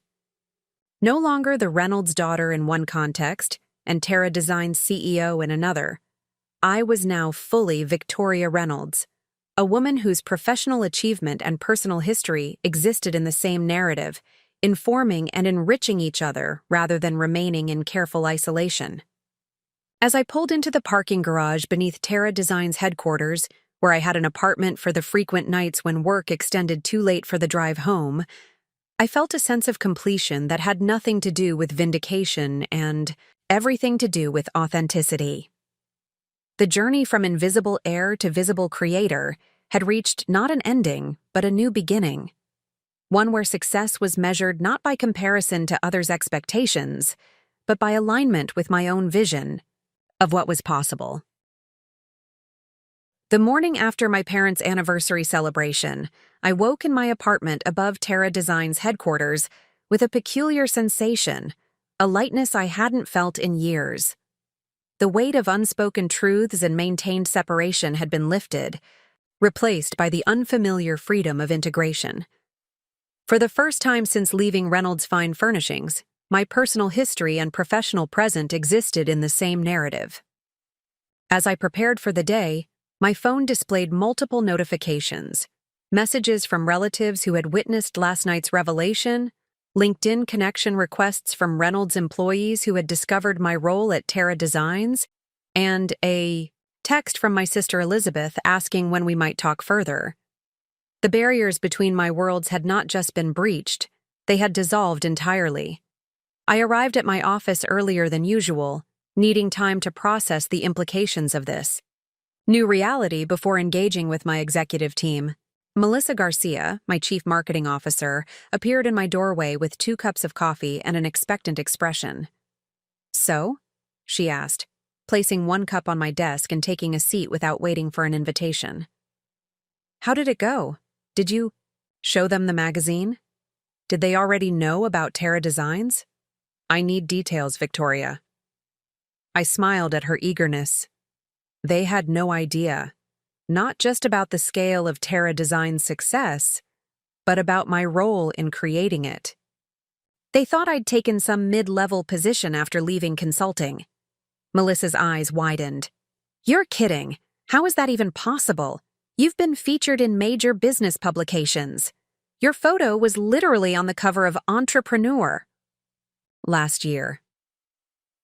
"My family operates in a very specific segment of the furniture market," I explained. "Traditional clients, regional focus, minimal engagement with broader industry media. Plus, I never explicitly connected the dots for them. In our limited interactions, I used the same deliberate vagueness about my work that they used about Reynolds." "And now?" Melissa prompted. "How did they react when they learned the truth?" I considered the question carefully. "Shocked, initially. Then, I'm not sure there's a single word for it. My father seemed stunned into reassessment. My mother was tearful. Partly pride, partly regret, I think. My sister was genuinely happy for me, which was unexpected. "And how do you feel about it all?" Melissa asked, displaying the emotional intelligence that made her so effective in understanding market psychology. "Relieved," I said after a moment's reflection. There's a certain exhaustion in maintaining separate identities. I didn't realize how much energy it consumed until I stopped doing it. Melissa nodded thoughtfully. "So what happens next? With your family, I mean." "My parents want to visit Terra Designs," I said, still somewhat surprised by this development, not to interfere or offer unwanted advice, just to see what I've built. My father used the word legacy to describe Terra Designs, which is significant coming from him. That term was always reserved for Reynolds. "Will you show them everything? The new product development, the acquisition plans, the international expansion strategy?" It was a fair question. After 7 years of separation, how much integration was appropriate? How vulnerable was I willing to be with the parents who had once dismissed my vision? Yes, I decided aloud. Complete transparency. Not because I need their approval anymore, but because I'm proud of what we've built here. Every aspect of Terra Designs reflects principles I value: sustainable growth, ethical manufacturing, inclusive leadership. I want them to see that the ambition they once considered excessive has created something remarkable precisely because it wasn't constrained by their limited expectations. Melissa smiled, clearly pleased by this response. "When are they coming?" "We haven't set a date yet. My father suggested next month, after they return from a previously planned trip to visit furniture suppliers in Europe." "Perfect timing," Melissa noted. "The new sustainable luxury collection will be ready for viewing, and the Milan exhibition will have generated press we can include in their briefing materials." I laughed at her immediate shift to strategic thinking. "This isn't a client presentation, Melissa. They're my parents." "All the more reason to ensure they understand the full significance of what you've accomplished," she countered. "First impressions matter, especially when they're actually second impressions following decades of misunderstanding." There was wisdom in her perspective. The visit would represent more than just showing my parents around a successful company. It would be their first opportunity to truly see me as the leader I had become, to understand the vision they had once dismissed as impractical. "You're right," I acknowledged. "Let's approach this thoughtfully. I want them to experience Terra Designs as our clients and partners do, as a company that honors traditional craftsmanship while embracing innovation that values both heritage and progress." The 3 weeks between the anniversary revelation and my parents' scheduled visit were among the busiest in Terra Designs' history. The Milan exhibition generated unprecedented international interest in our sustainable luxury collection. The acquisition of Luminous Craft, the boutique lighting manufacturer whose designs complemented our furniture, was finalized ahead of schedule. Our flagship Chicago showroom broke monthly sales records, driven by a major hospitality industry specification for a new international hotel brand. Throughout this whirlwind of activity, I maintained more frequent contact with my family than I had in years. Elizabeth and I spoke weekly, our conversations evolving from cautious reconnection to genuine exchange of ideas. My parents sent occasional updates from their European trip, including observations about furniture trends they thought might interest me. A small but meaningful acknowledgement of my professional identity they had previously ignored.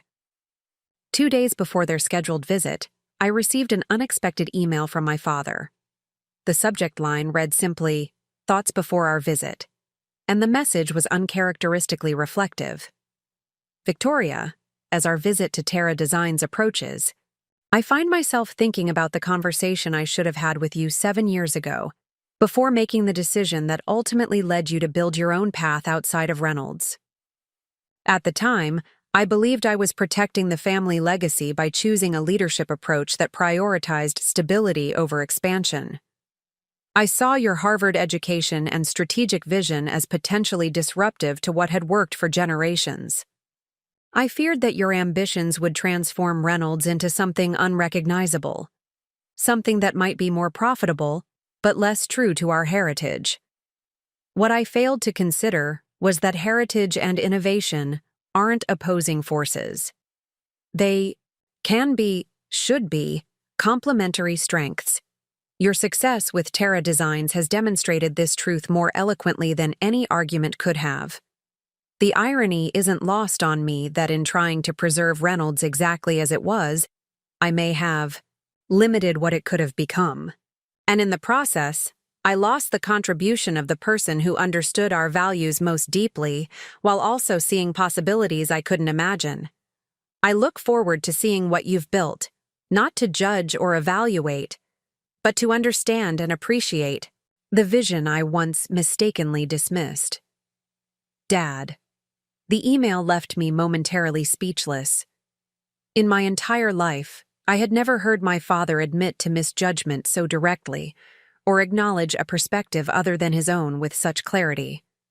The message stopped short of an outright apology, but it represented a level of reflection and reconsideration I hadn't thought him capable of. I shared the email with James Moretti, who had become not just a master craftsman at Terra Designs, but a trusted advisor on matters of company culture and heritage preservation. James had joined us 6 months after my parents' anniversary, leaving Reynolds after 34 years when he recognized the opportunity to help shape the future of American craftsmanship at Terra Designs. "This is significant," James said after reading the message. "I worked with your father for over 3 decades, and I can count on one hand the times I heard him acknowledge he might have been wrong about anything, let alone something this fundamental." "How should I interpret it?" I asked, valuing his perspective as someone who knew both my father and me well. "Is this genuine reflection, or just preparation to minimize awkwardness during the visit?" James considered the question carefully. "I believe it's genuine. Richard Reynolds is many things, stubborn, traditional, sometimes narrow in his vision, but he's not disingenuous. If he's written these words, he means them. The question is what you want to do with this opening." It was a fair point. My father had extended an olive branch, acknowledging the error in his judgment about my potential contribution to Reynolds. But what did that acknowledgement mean for our relationship moving forward? Did it change anything about the separate paths our businesses had taken? Should it? "I appreciate your insight," I told James. "I need to consider how I want to respond, not just to the email, but to the shift it represents." The day of my parents' visit arrived with unusual spring sunshine illuminating Terra Designs campus. What had begun as a single, struggling workshop, 7 years earlier had expanded into a 5-building complex housing our design studios, manufacturing facilities, material innovation lab, and corporate offices. The architecture blended traditional New England industrial elements with contemporary sustainable design, physical embodiment of our philosophy of honoring heritage while embracing innovation. I had arranged for my parents to arrive at 9:30, allowing me time for my regular morning walk through the production floor. This daily ritual had been part of my leadership practice since taking over the failing Meridian Outdoor, a way to maintain connection with the craftsmanship that formed the foundation of our business, and to demonstrate that leadership wasn't isolated in executive offices. As I moved through the workshop, greeting craftspeople by name and inquiring about specific projects, I was struck by how much this environment reflected values I had first learned at Reynolds. The respect for materials, the patience required. For excellence, the understanding that what we created would outlive us all. These principles had shaped my childhood in my father's workshop, and now informed every aspect of Terra Designs' operation. The difference lay not in these fundamental values, but in how they were expressed within a business model that embraced growth, innovation, and contemporary market realities. At Terra Designs, traditional craftsmanship coexisted with 3D modeling technology that reduced material waste. Century-old joinery techniques were applied to cutting-edge sustainable materials. Master craftspeople mentored digital natives who brought fresh perspectives to ancient practices. It was this integration, this refusal to accept false dichotomies, between tradition and innovation, between craftsmanship and scale, between heritage and progress, that had driven Terra Design's remarkable growth. And it was precisely this integration my father had once deemed impossible when he concluded I was too ambitious for Reynolds. My parents arrived precisely on time, their punctuality reflecting the disciplined approach to business that had characterized Reynolds Fine Furnishings for generations. As they stepped from their car, I noticed subtle changes in both of them since the anniversary celebration 3 weeks earlier. My father seemed less rigidly formal, his normally perfect posture slightly more relaxed. My mother's expression held genuine warmth rather than the careful pleasantness that had characterized our interactions for years. "Victoria," my father said, extending his hand as he approached. Then, apparently reconsidering this formal gesture, he shifted into an embrace that felt both awkward and genuine. "Thank you for having us." "I'm glad you're here," I replied truthfully. "Both of you." "This is," my mother began, gesturing at the campus around us, "much larger than I expected. When you mentioned a furniture company, I imagined something more like Reynolds' original workshop." "It started that way," I said, beginning to guide them toward the main entrance. "Just one building, the one at the far end with the green roof. We were exclusively focused on outdoor furniture then, with about 30 employees. As we expanded our offerings and market reach, we added capacity and specialized facilities." "How many employees now?" my father asked, his business mind immediately focusing on scale. "Just over 400 across all divisions," I replied. "About 200 in direct production roles, the rest in design, administration, sales, and support functions." He nodded, absorbing this information. "And all manufacturing happens here? No outsourcing?" "All core manufacturing is done in-house," I confirmed. "We have specialized partner facilities for certain components, hardware, some upholstery elements, specialty glass, but all wood processing, joinery, finishing, and assembly happens on this campus or at our Vermont workshop, which focuses exclusively on our museum-quality limited editions." As we entered the main building, I had arranged for our first stop to be the Heritage Gallery, a space showcasing the evolution of American furniture craftsmanship from colonial period to contemporary designs. Among the historical examples and educational displays were several pieces from Reynolds Fine Furnishings, including a Queen Anne highboy my grandfather had created and a Federal-style secretary desk my father had built early in his career. My mother noticed these pieces immediately. "Richard, look," she said, approaching the display. "Isn't that the desk you made for the Historical Society competition? The one that won first prize?" My father appeared genuinely surprised to see his early work in this context. "It is. Victoria, how did you—" "We acquired it at auction 3 years ago," I explained. "The original owner's estate was liquidated, and our museum acquisitions team recognized its significance. We didn't know you were the maker until the provenance research revealed the Reynolds connection." He studied the desk with an expression I couldn't quite interpret. Pride in seeing his work preserved and displayed, perhaps, but also something more complex. "You've included Reynolds pieces in your company museum?" "Of course," I said simply. "Reynolds represents an important chapter in American furniture craftsmanship. The Heritage Gallery wouldn't be complete without acknowledging that tradition." My mother touched my arm gently. "That's very gracious, Victoria, given the circumstances of your departure." "It's not about graciousness," I replied. "It's about honesty. Reynolds' contribution to furniture making is significant and deserves recognition. My personal history with the company doesn't change that objective reality." My father turned from examining his early work to face me directly. "Your email response to my message said something similar. about separating personal feelings from professional assessments. It's a more mature perspective than I managed when making decisions about Reynolds's leadership. This direct acknowledgement of his previous error in judgment created an opening I hadn't anticipated so early in their visit. Rather than delving into past conflicts, however, I chose to focus on the present and future. One of the core principles at Terra Designs is evidence-based decision-making, I explained. We assess opportunities, threats, and performance based on objective data rather than preconceptions or personal preferences. It creates clarity in our strategic direction and allows us to embrace change when the evidence supports it, while maintaining our core values around craftsmanship and quality. My father nodded thoughtfully.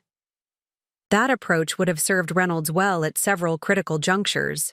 There were opportunities we missed because I was resistant to change that seemed threatening to our traditions. This admission, so contrary to the certainty that had characterized his leadership style throughout my childhood and early career, was remarkable. Before I could formulate a response, a familiar voice called from across the gallery. "Victoria, I thought I might find you here." James Moretti approached, his presence a welcome bridge between my past at Reynolds and my present at Terra Designs. "Richard, Susan, good to see you again. Different context this time." My father's expression brightened at seeing his former master craftsman. "James, Victoria mentioned you'd joined Terra Designs. How are you finding it compared to Reynolds?" An awkward question that might have created tension in the past, but James answered with characteristic straightforwardness. "Different in scale and approach, similar in fundamental values. The commitment to quality craftsmanship is identical. The difference is in how that commitment is expressed within a more progressive business model." "Progressive meaning," my father prompted. "Meaning, we use technology to enhance traditional techniques rather than replace them," James explained. "We explore sustainable materials alongside conventional ones. We integrate craftspeople into the design process from concept through execution, rather than treating them as implementers of decisions made elsewhere." He gestured toward me. "Victoria created a model where craftsmanship drives business decisions rather than being subordinated to them." My father absorbed this assessment, his gaze shifting between James and me. "That's the balance I always struggled to maintain at Reynolds," he admitted. "Preserving craftsmanship excellence while meeting market demands and financial necessities. It often felt like an either-or proposition." "That's the false dichotomy I refuse to accept," I said, recognizing an opportunity to address the philosophical difference that had ultimately led to our professional separation. At Terra Designs, we've demonstrated that craftsmanship and commercial success aren't opposing forces. When properly aligned, they actually amplify each other. "The market evidence certainly supports your approach," my father acknowledged. "Reynolds has grown incrementally over the past 7 years. Terra Designs has grown exponentially during the same period." This observation, this recognition of the divergent trajectories our respective companies had taken, created a natural transition to the next phase of their visit. "Let me show you how that growth." The architecture blended traditional New England industrial elements with contemporary sustainable design, physical embodiment of our philosophy of honoring heritage while embracing innovation. I had arranged for my parents to arrive at 9:30, allowing me time for my regular morning walk through the production floor. This daily ritual had been part of my leadership practice since taking over the failing Meridian Outdoor, a way to maintain connection with the craftsmanship that formed the foundation of our business, and to demonstrate that throughout each stop, I observed my parents' reactions carefully. My mother asked thoughtful questions about Terra Designs' employee development programs and community engagement initiatives. My father focused initially on technical details, machinery, specifications, production processes, quality control metrics. but gradually shifted toward broader inquiries about how we maintained craftsmanship standards while scaling operations. The key is creating systems that support craftsmanship rather than constraining it, I explained as we watched a master woodworker demonstrating traditional hand-planing techniques to a group of apprentices. We've developed production protocols that identify which elements require hand craftsmanship for quality and which can be supported by technology without compromising the final product. And the craftspeople accept this hybrid approach? My father asked, clearly thinking about the resistance such changes would have encountered at Reynolds. They helped design it, I replied.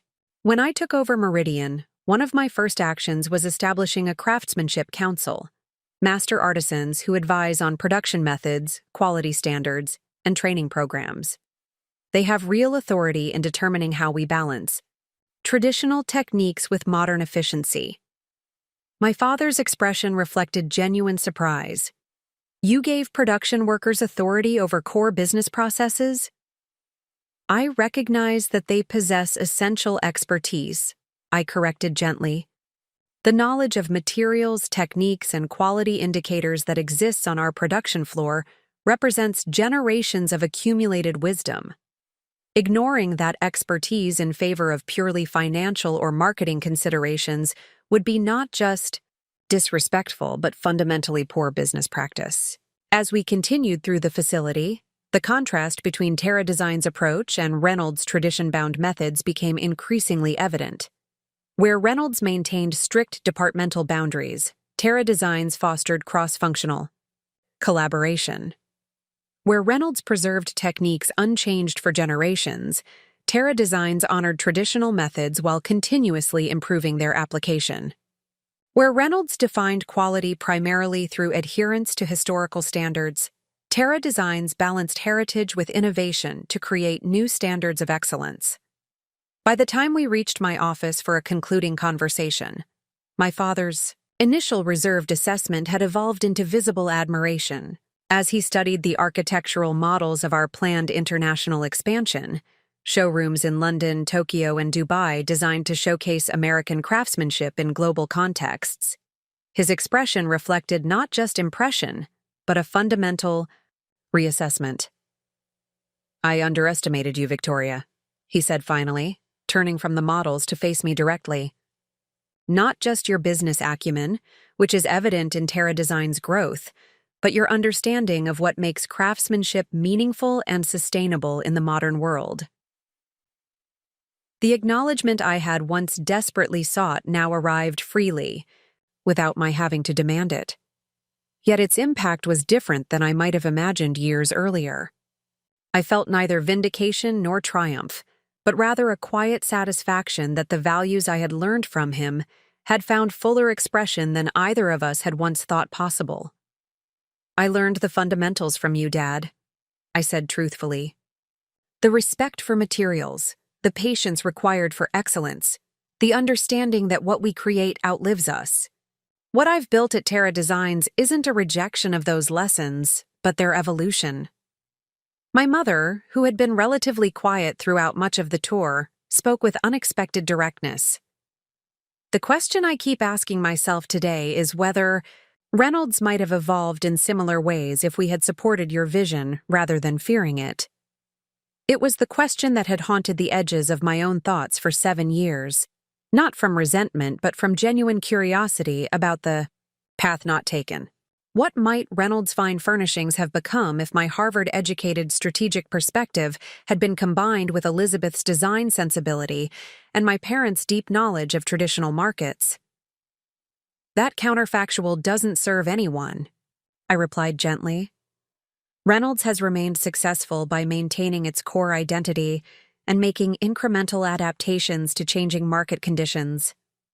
Terra Design succeeded by creating a new model that couldn't have been implemented within an established framework, resistant to fundamental change. Different paths, both valid. My father studied me with newfound respect. That's remarkably generous, Victoria. Many in your position would harbor resentment about being passed over, especially given how spectacularly you've proven your capabilities. Resentment requires energy I'd rather invest elsewhere, I said simply. Building Terra Designs has been all-consuming. There's been no room for dwelling on past disappointments when creating something new demanded complete focus. And now? My mother asked. With Terra Designs established as an industry leader, with the separation between our family and your professional life finally bridged, what comes next? It was a question I had been considering since the revelation at their anniversary celebration. With my achievement acknowledged, with the need for parallel lives eliminated, with the validation I had once sought now freely given, what new challenge would drive me forward? Strategic growth, certainly, I began, outlining immediate business objectives. The international expansion, continued development of sustainable materials, deeper integration of digital technologies with traditional craftsmanship. But beyond those specific initiatives, I'm increasingly interested in industry-wide transformation. Meaning, my father prompted. American furniture manufacturing faces existential challenges: offshore competition, disappearing craft knowledge, sustainability imperatives, changing consumer expectations. Individual companies can adapt or perish, but the industry as a whole needs structural evolution to remain viable. I believe Terra Designs has demonstrated a model that others could adapt to their specific contexts. My father leaned forward, his business mind engaged by this broader perspective. You're thinking beyond company growth to industry leadership. Exactly, I confirmed. Establishing best practices, developing apprenticeship standards, creating sustainability certifications, perhaps even forming a consortium of like-minded manufacturers to address common challenges collectively. Ambitious, he noted, but this time without the dismissive tone that had once accompanied that assessment. Though given what you've accomplished so far, well within your demonstrated capabilities. My mother glanced between us, then asked the question that would ultimately reshape all our futures. Have you considered how Reynolds might fit into this vision of industry transformation? The inquiry hung in the air between us, unexpected, laden with implications, opening possibilities I had assumed permanently closed when I walked away 7 years earlier. Not a suggestion of merger or acquisition, but of potential collaboration between two companies with shared heritage but different trajectories. I haven't, I admitted. Given our history, I've kept Reynolds and Terra Designs entirely separate in my strategic thinking. My father's expression had shifted to thoughtful consideration. Perhaps that separation has outlived its usefulness, he suggested carefully.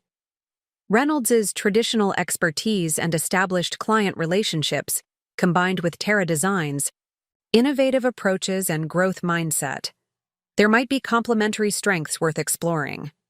The conversation that followed, tentative at first, then increasingly specific, laid the groundwork for what would eventually become the Reynolds-Terra Alliance, a strategic partnership that preserved the distinct identities of both companies, while creating collaborative opportunities in apprenticeship development, sustainable material sourcing, and market expansion. Not a reconciliation of divergent paths, but a recognition that those paths might occasionally and productively intersect. As my parents prepared to leave several hours later, our discussion having expanded far beyond the originally planned tour, my father paused at the door of my office. I've been thinking about what you said earlier, about evidence-based decision-making being a core principle at Terra Designs. Yes? I prompted when he hesitated. 7 years ago, I made a decision. Based on assumptions rather than evidence, he continued. I assumed your ambitions would damage Reynolds rather than strengthen it. I assumed stability required rejecting innovation rather than incorporating it.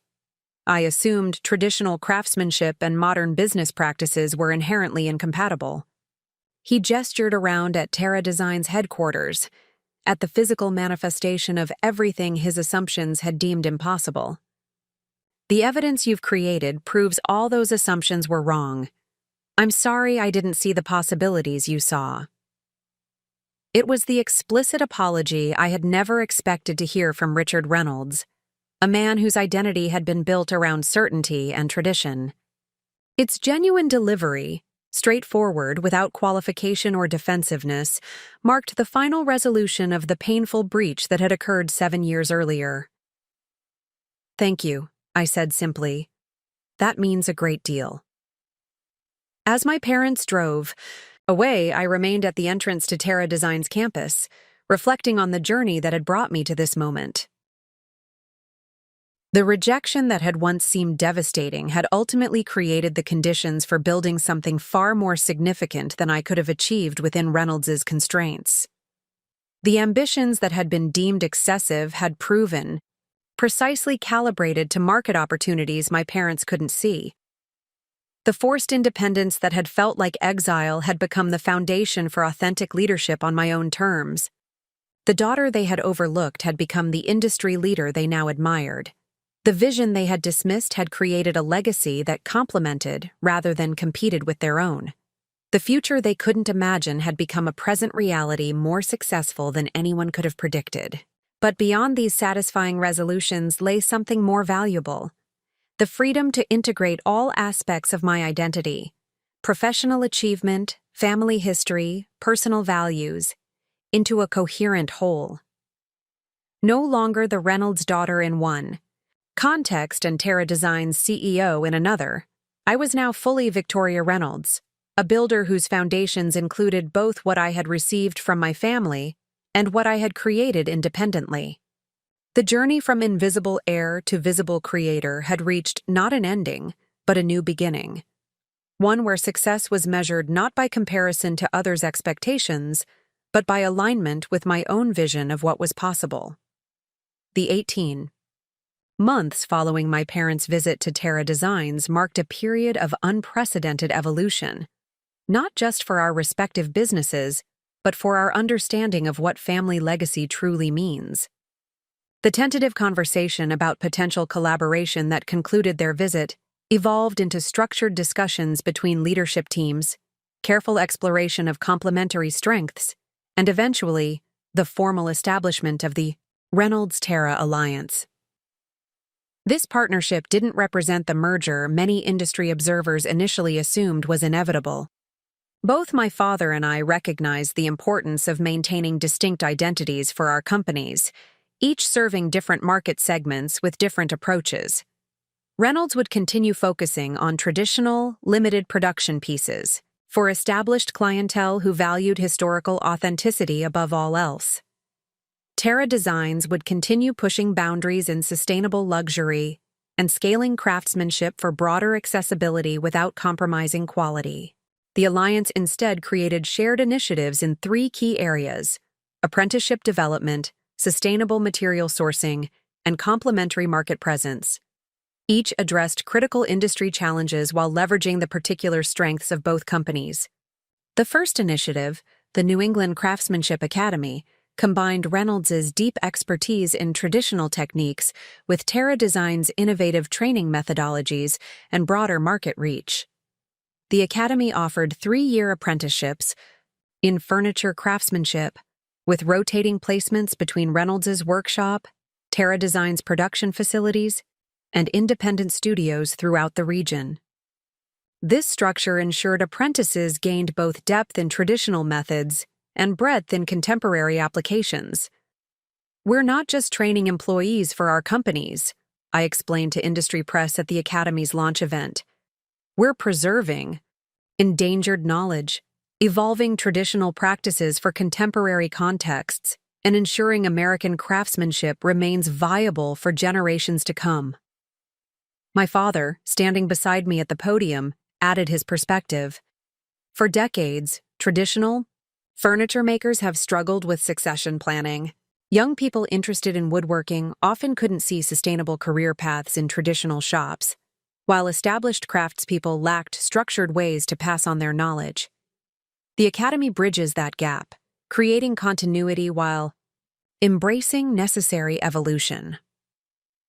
This public appearance, my father and I presenting a unified vision despite our different paths, generated significant attention within the industry. Architectural Digest featured the Academy in a cover story titled American Craftsmanship Renaissance, highlighting how this unusual collaboration between a traditional family business and an innovative market leader was creating new paradigms for preserving heritage crafts. The second alliance initiative focused on sustainable material sourcing. Reynolds had always prioritized quality lumber, but had maintained traditional supplier relationships without significant inquiry into forestry practices. Terra Designs had developed industry-leading protocols for sustainable sourcing, including direct relationships with responsible forestry operations and investments in lumber recovery from historical structures slated for demolition. Through the alliance, we established the Sustainable Wood Consortium, which created certification standards, pooled purchasing power for responsibly harvested materials, and funded research into forestry preservation. By combining Reynolds' deep knowledge of traditional lumber selection with Terra Design's sustainability infrastructure, we developed approaches that satisfied both environmental imperatives and craftsmanship requirements. Sustainability isn't just about ethical responsibility, though that would be reason enough, I noted during an industry panel discussion on the consortium. It's about business continuity. Traditional furniture making depends on specific timber, varieties with particular characteristics. If we don't ensure these resources remain available, craftsmanship traditions will eventually face material extinction regardless of whether knowledge transfer succeeds. My father's contribution to this initiative proved surprisingly progressive.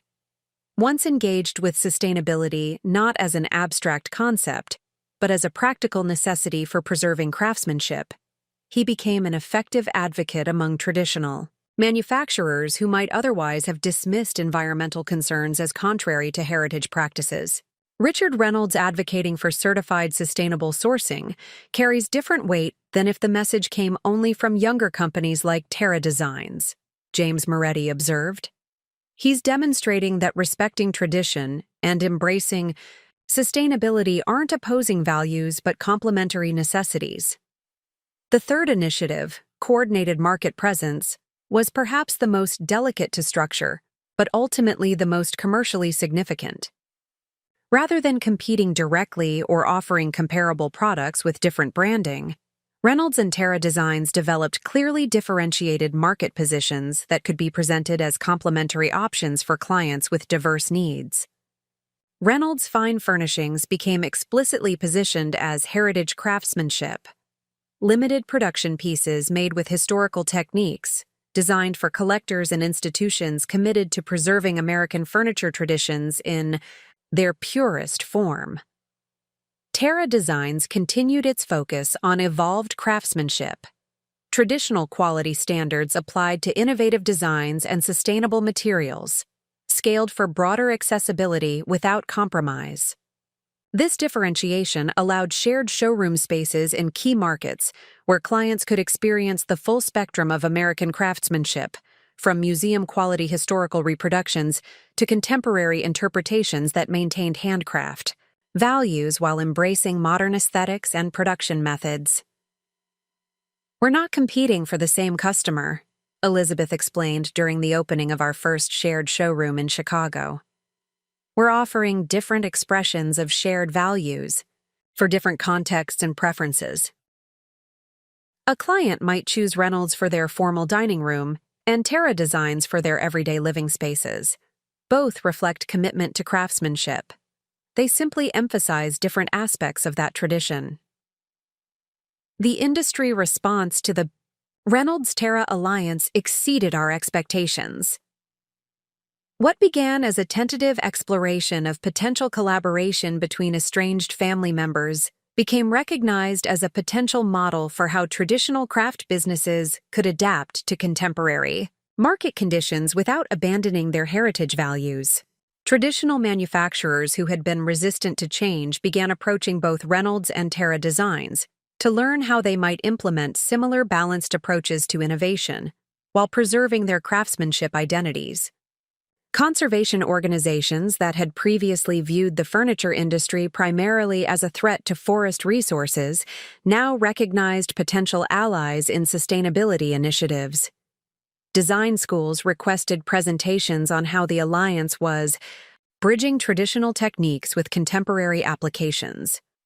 This broader impact led to an unexpected invitation, a request for my father and me to deliver a joint keynote address at the International Furniture Makers Conference in Copenhagen, the industry's most prestigious global gathering. The conference theme, Craft Heritage in the Digital Age, aligned perfectly with the principles underlying our alliance initiatives. As we prepared for this presentation, working together on content and message for the first time in our lives, I observed a transformation in my father that would have seemed impossible 2 years earlier. The rigid defender of unchanging tradition had evolved into a thoughtful advocate for balanced adaptation, someone who recognized that preservation sometimes requires evolution rather than resistance. "What changed your perspective so dramatically?" I asked him during one of our preparation sessions. "For decades, you maintained that traditional methods couldn't coexist with significant innovation or scale." He considered the question seriously before responding. "Seeing Terra Designs in operation provided irrefutable evidence that my assumptions were wrong. But beyond that specific proof, I've come to understand that what I truly value isn't the unchanging repetition of specific techniques, but the underlying principles those techniques were developed to serve: material respect, functional integrity, aesthetic harmony, generational durability." He paused, organizing his thoughts with characteristic precision. "Your approach at Terra Designs honors those principles while adapting their expression to contemporary contexts. When I finally recognized that fundamental alignment rather than focusing on surface differences, I could see that we're serving the same essential values through different methodologies. This recognition that principles and techniques are distinct, with the former being essential and the latter being contextual, became the organizing framework for our Copenhagen presentation. Rather than presenting a case study of our specific businesses, we developed a broader perspective on how craft traditions remain relevant by evolving their expressions while maintaining their fundamental values. The presentation, titled Craftsmanship as a Living Tradition, drew an overflow audience of furniture makers, designers, educators, and industry leaders from around the world. As we took the stage together, the traditional patriarch and the innovative daughter who had once seemed irreconcilably divided by their visions for the future of craftsmanship, a palpable energy filled the auditorium. Up next, you've got 2 more standout stories right on your screen. If this one hit the mark, you won't want to pass these up.